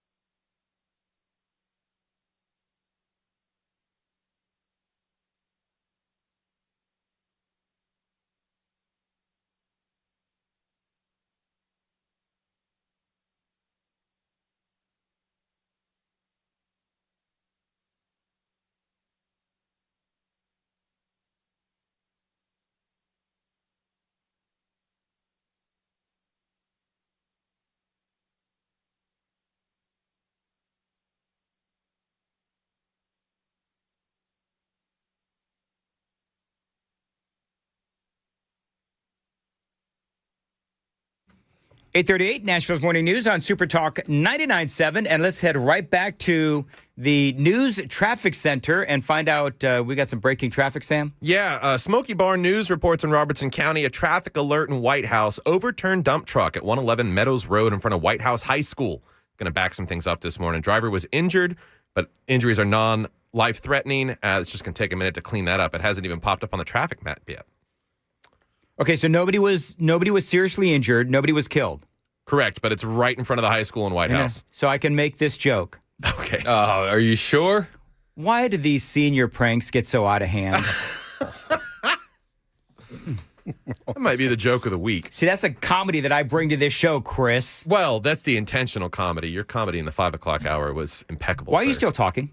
I'm just kidding. Oh, wait, were you going to say my comedy was good? Yeah. Oh, I'm sorry. I said that Keep was talking. the joke of the week. No, Sam, stop talking. He doesn't. No. He was He hates actually paying me a compliments. compliment for he a actually change. doesn't like these. It was a great joke. I was especially considering it was intentional. I was on a roll in the 5 o'clock hour. Hashtag trendsetter, baby. By the way, Chris Hand is here for the crisscross handoff. I just want to officially go on the record and let everybody know I, too, miss Joan. It's You know what? I think that's what it is. This is no offense to you, Sam. Too many Y chromosomes. I've been off kilter like all morning. Just a little bit. And I think. What? You don't like. Mason, you're supposed to say, no, Dan, you've sounded great this morning. I mean, you have. Not. Anyway, but. You're just over here Joan Jonesing?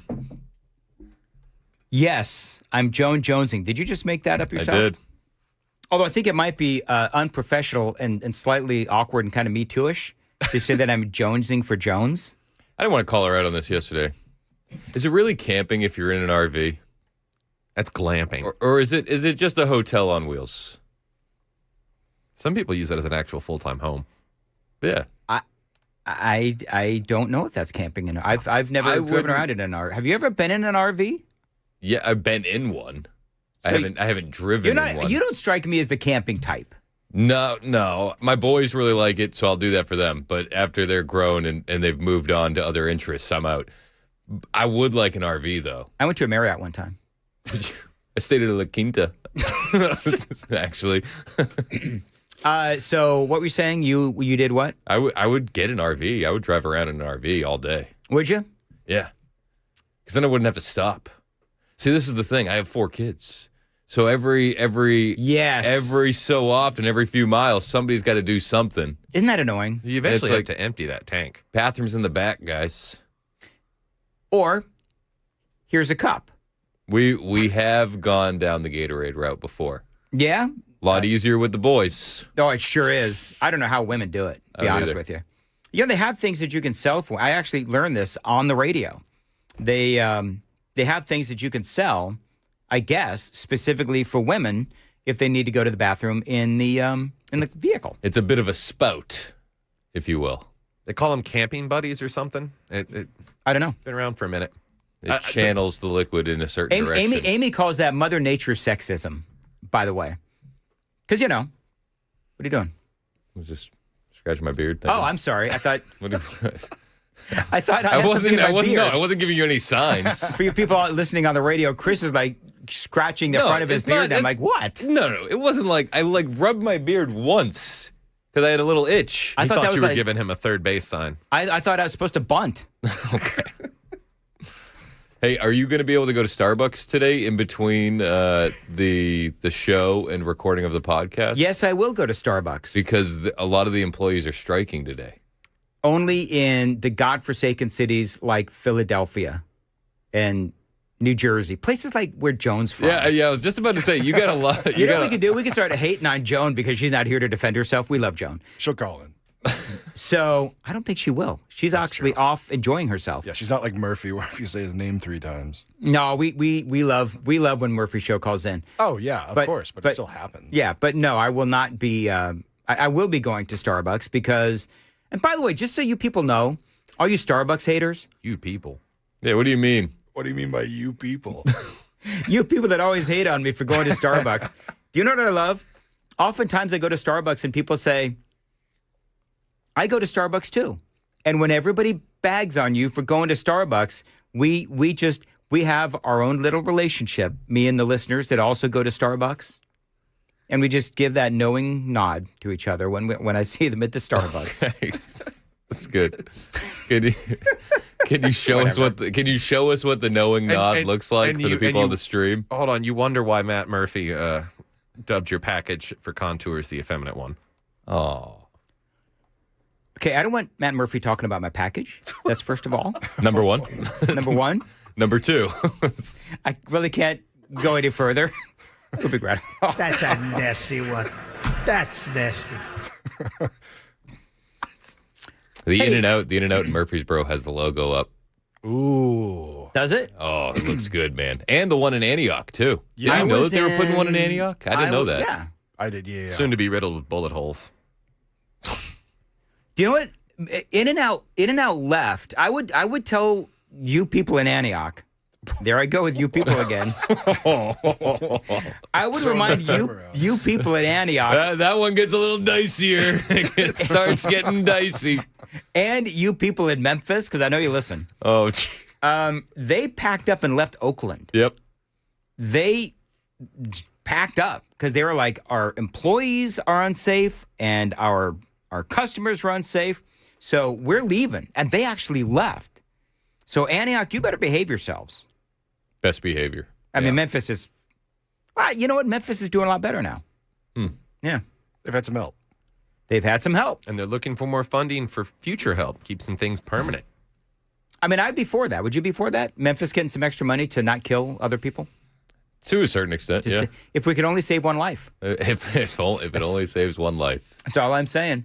Yeah, the Democrats will still be mad about that. But then you run into an issue where it's like they'll be getting so much federal money and funding that they'll have a hard time wanting to solve the crime because then you turn off the federal money. Hey, by the way, Valerie says, I have a Starbucks gift card I will never use. Where could I send this to? Dan at WTN. 10 Music City, Circle East. I was going to say, Dan, what's your address? Yeah, Dan, what's your address? In case I want to put a thick Christmas inflatable all right, on your front yard. so clearly they want me to revisit the conversation about they've been thick. And I want to let you know, they've been dropping quotables on the text. We have a group text, me and the guys, where you're not on it. Oh my God, you guys are group texting about me behind my back? Something a Starbucks drinker would worry about. I oftentimes say, you guys need to tell Dan this yourself. I can't be the liaison between you and Dan. So we're talking about Jasmine Crockett. And what's this wee business? And she was in the 5 o'clock hour. And that wakes people up. And we're having fun. Yeah. Because she's talking about how Republican women have a certain look, about like lip fillers and all that kind of stuff. MAGA women. And so I was just sort of like, okay, so Jasmine Crockett is not one to talk about Republican women because she's kind of thick.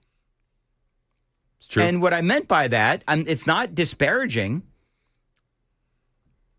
I just... Like, you have a hard time going at people about their looks. Yeah. You should. Yeah, you should. You've work on you. Work on you. That's exactly right. Because she's thick. Now these two knuckleheads, love of all that is holy. So these two guys, and by the way, I'm going to get kicked off YouTube. Pull that down. It was only 5 seconds. We're good. So these guys let me say go that on and on and on. She was thick. And I had no idea that to the younger generation, that means that you actually find said person attractive. It's spelled with a second C instead of a K. Yeah, it's THICC instead of THICK. So if I go home today and I say to Amy, hey, I thick you. I thick you? I wouldn't go that route. I wouldn't. I don't know. Here's... Well, then am I supposed to say, boy, I thick Amy? If you have None of this makes sense. If you have to explain your compliments like you explain your jokes, it's probably not a good idea. I think it's Amy probably, is wild. I would refrain from doing it, Dan. This is He says that he won't have any trouble refraining from doing it. I don't want to be discussing this with the guys in the group chat later. Whatever. It's more if you were to go home and say, "Damn girl, you thick." Okay, Amy's lost like 165 pounds. So if I said that to my wife, she would hit me with an iron. It's abuse. Please say it and please have her record that. No. That's abuse, Dan. Actually, Fire iron, tire iron, or 9 iron. I'm here for it. It would be hold on. she's got an ironing, ironing board kind of a thing. The iron. The iron. Oof. Yeah. You guys ever been threatened with an iron before by a significant other? Never been threatened by my significant other ever. Oh, there's still time. you haven't lived. They're veiled threats. We ought to do in our podcast. We should talk because we're going to record it today. As men, what have we been threatened by our girlfriends or significant others? What have we? Because I've been threatened with a hot iron before. I don't really want to go down that road. That's barbaric. Sure? I like my relationship with my wife. Well, this was not wife number one, but this was a past relationship. Okay. Many years ago. This was actually before wife number one, and so there was that. I don't think I've ever been threatened with violence like that, but I did have an ex-girlfriend who we broke up, and she took everything out of my house. Oh, really? Like all of the silverware, which was mine. What? She took all the towels. Didn't find out until after I got out of the shower. Wow. I had one hand towel left. And here's the thing that still, to this day, makes me pretty irate about that. Sure, some of the towels, take them. The Batman towel that I had since I was 6 years old, you knew that wasn't yours. That's not cool. You knew that wasn't yours. Well, that's when stuff gets personal. Yeah, She doesn't want the Batman towel. She wants to hurt you and your inner child. And clearly that inner child needs some therapy. I do. Okay. That's the day that Chris stopped loving movies. That's the day it all went downhill. That's the day when Chris put away the Batman cape and finally just decided to become an adult. Mm-hmm. Maybe that's what it was. Maybe. All right. So what are we going to talk about on the podcast today? Apparently not that. No, I'm trying to bring some fun content. Okay. How we've been threatened physically by our exes. Dan always goes to threats. Like he's like, hey, let's do an episode about how I've been threatened by the listeners. Let's do an episode about how I've been threatened by my exes. I got a guy that called me an idiot today on the super text line. He said, "Hey, idiot." Oh, that's not nice. How do you know Donald Trump didn't know about all of the, hijinks and shenanigans of Jeffrey Epstein? And I'm paraphrasing. And I said, well, he did because I don't know what he knew, but he's the only one that cooperated in the investigation.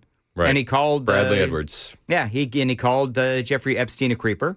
And he was calling it out. He was calling it out before he was even elected president. He's like, Yeah. I think that Prince is going to have some issues and Bill Clinton's going to have some issues from that island. Yeah, that's right. So, I mean, this whole thing with the Epstein emails is so ridiculous. Well, and the GOP is the ones that released the emails. 20,000. Yeah. Yeah. So here's the thing. The Democrats are using that to get away from the shutdown right mess up, That's what I've been obviously. saying. Absolutely.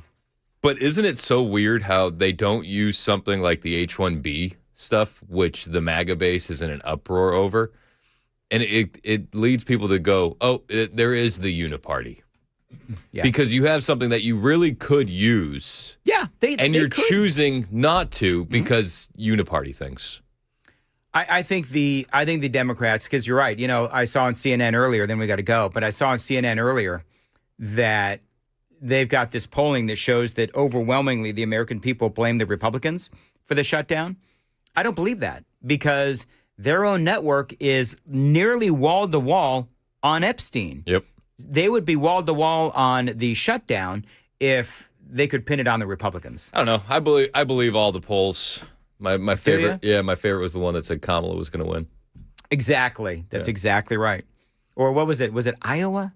Where that poll Des Moines. came? Des Moines. The Des Moines Register. Yep. All right. And something, right? Is it Ann Selter? Am I making that up? Yes. I might be making that up. I think you are. Hey, real quick, your official talk show host opinion on the penny. I love it. And I think you love that they're eliminating the penny? No, I'm sad that they're eliminating the penny. I love the penny.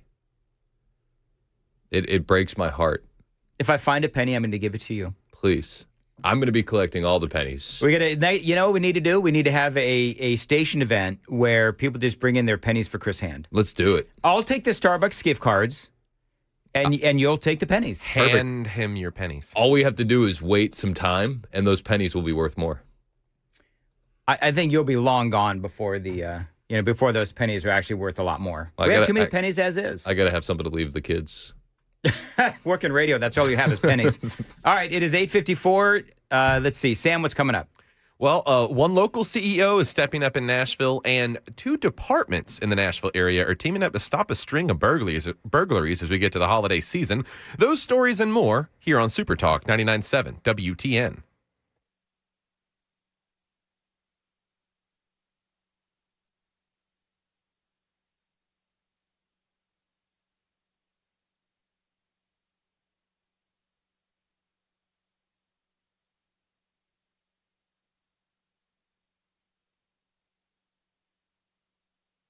$8:54, Nashville's Morning News. This is for the producers in the room. Are you updating Apple Podcasts? We better be. We updating the Apple Podcast, guys? Yeah. Kevin, if you have to ask, that worries me. So, yeah, go find Mostly Peaceful with Dan and Chris, Apple Podcasts, and every day we post the absolute best of the morning show. That's like a, 60-second file? That was a joke. I post the absolute best of the morning show. It's a 60-second file. I only upload 40 seconds. It's supposed to be 60? Oh, no. Oh, no. If you want to hear the morning show, you can hear it in its entirety. Every day we post the whole thing and highlights after the show. The Wellness Institute of Nashville, Dan Mandis here. The Big Daddy Trump special still going on. $12 for a comprehensive exam. X-rays if you need them, a well-explained diagnosis, and that first treatment. Again, all for just $12. Call this phone number, 615-246-5009. If you've got chronic back or neck pain, sciatica, slipped or bulging spinal discs, herniated discs, spinal stenosis, numbness or weakness in the arms and legs, fingers or toes, they can help you with their non-surgical, state-of-the-art spinal decompression. No surgery, no spinal injections, and no painkillers. That phone number, call them, tell them you want the Dan deal, $12, 615-246-5009, 615-246-5009, painisbad.com.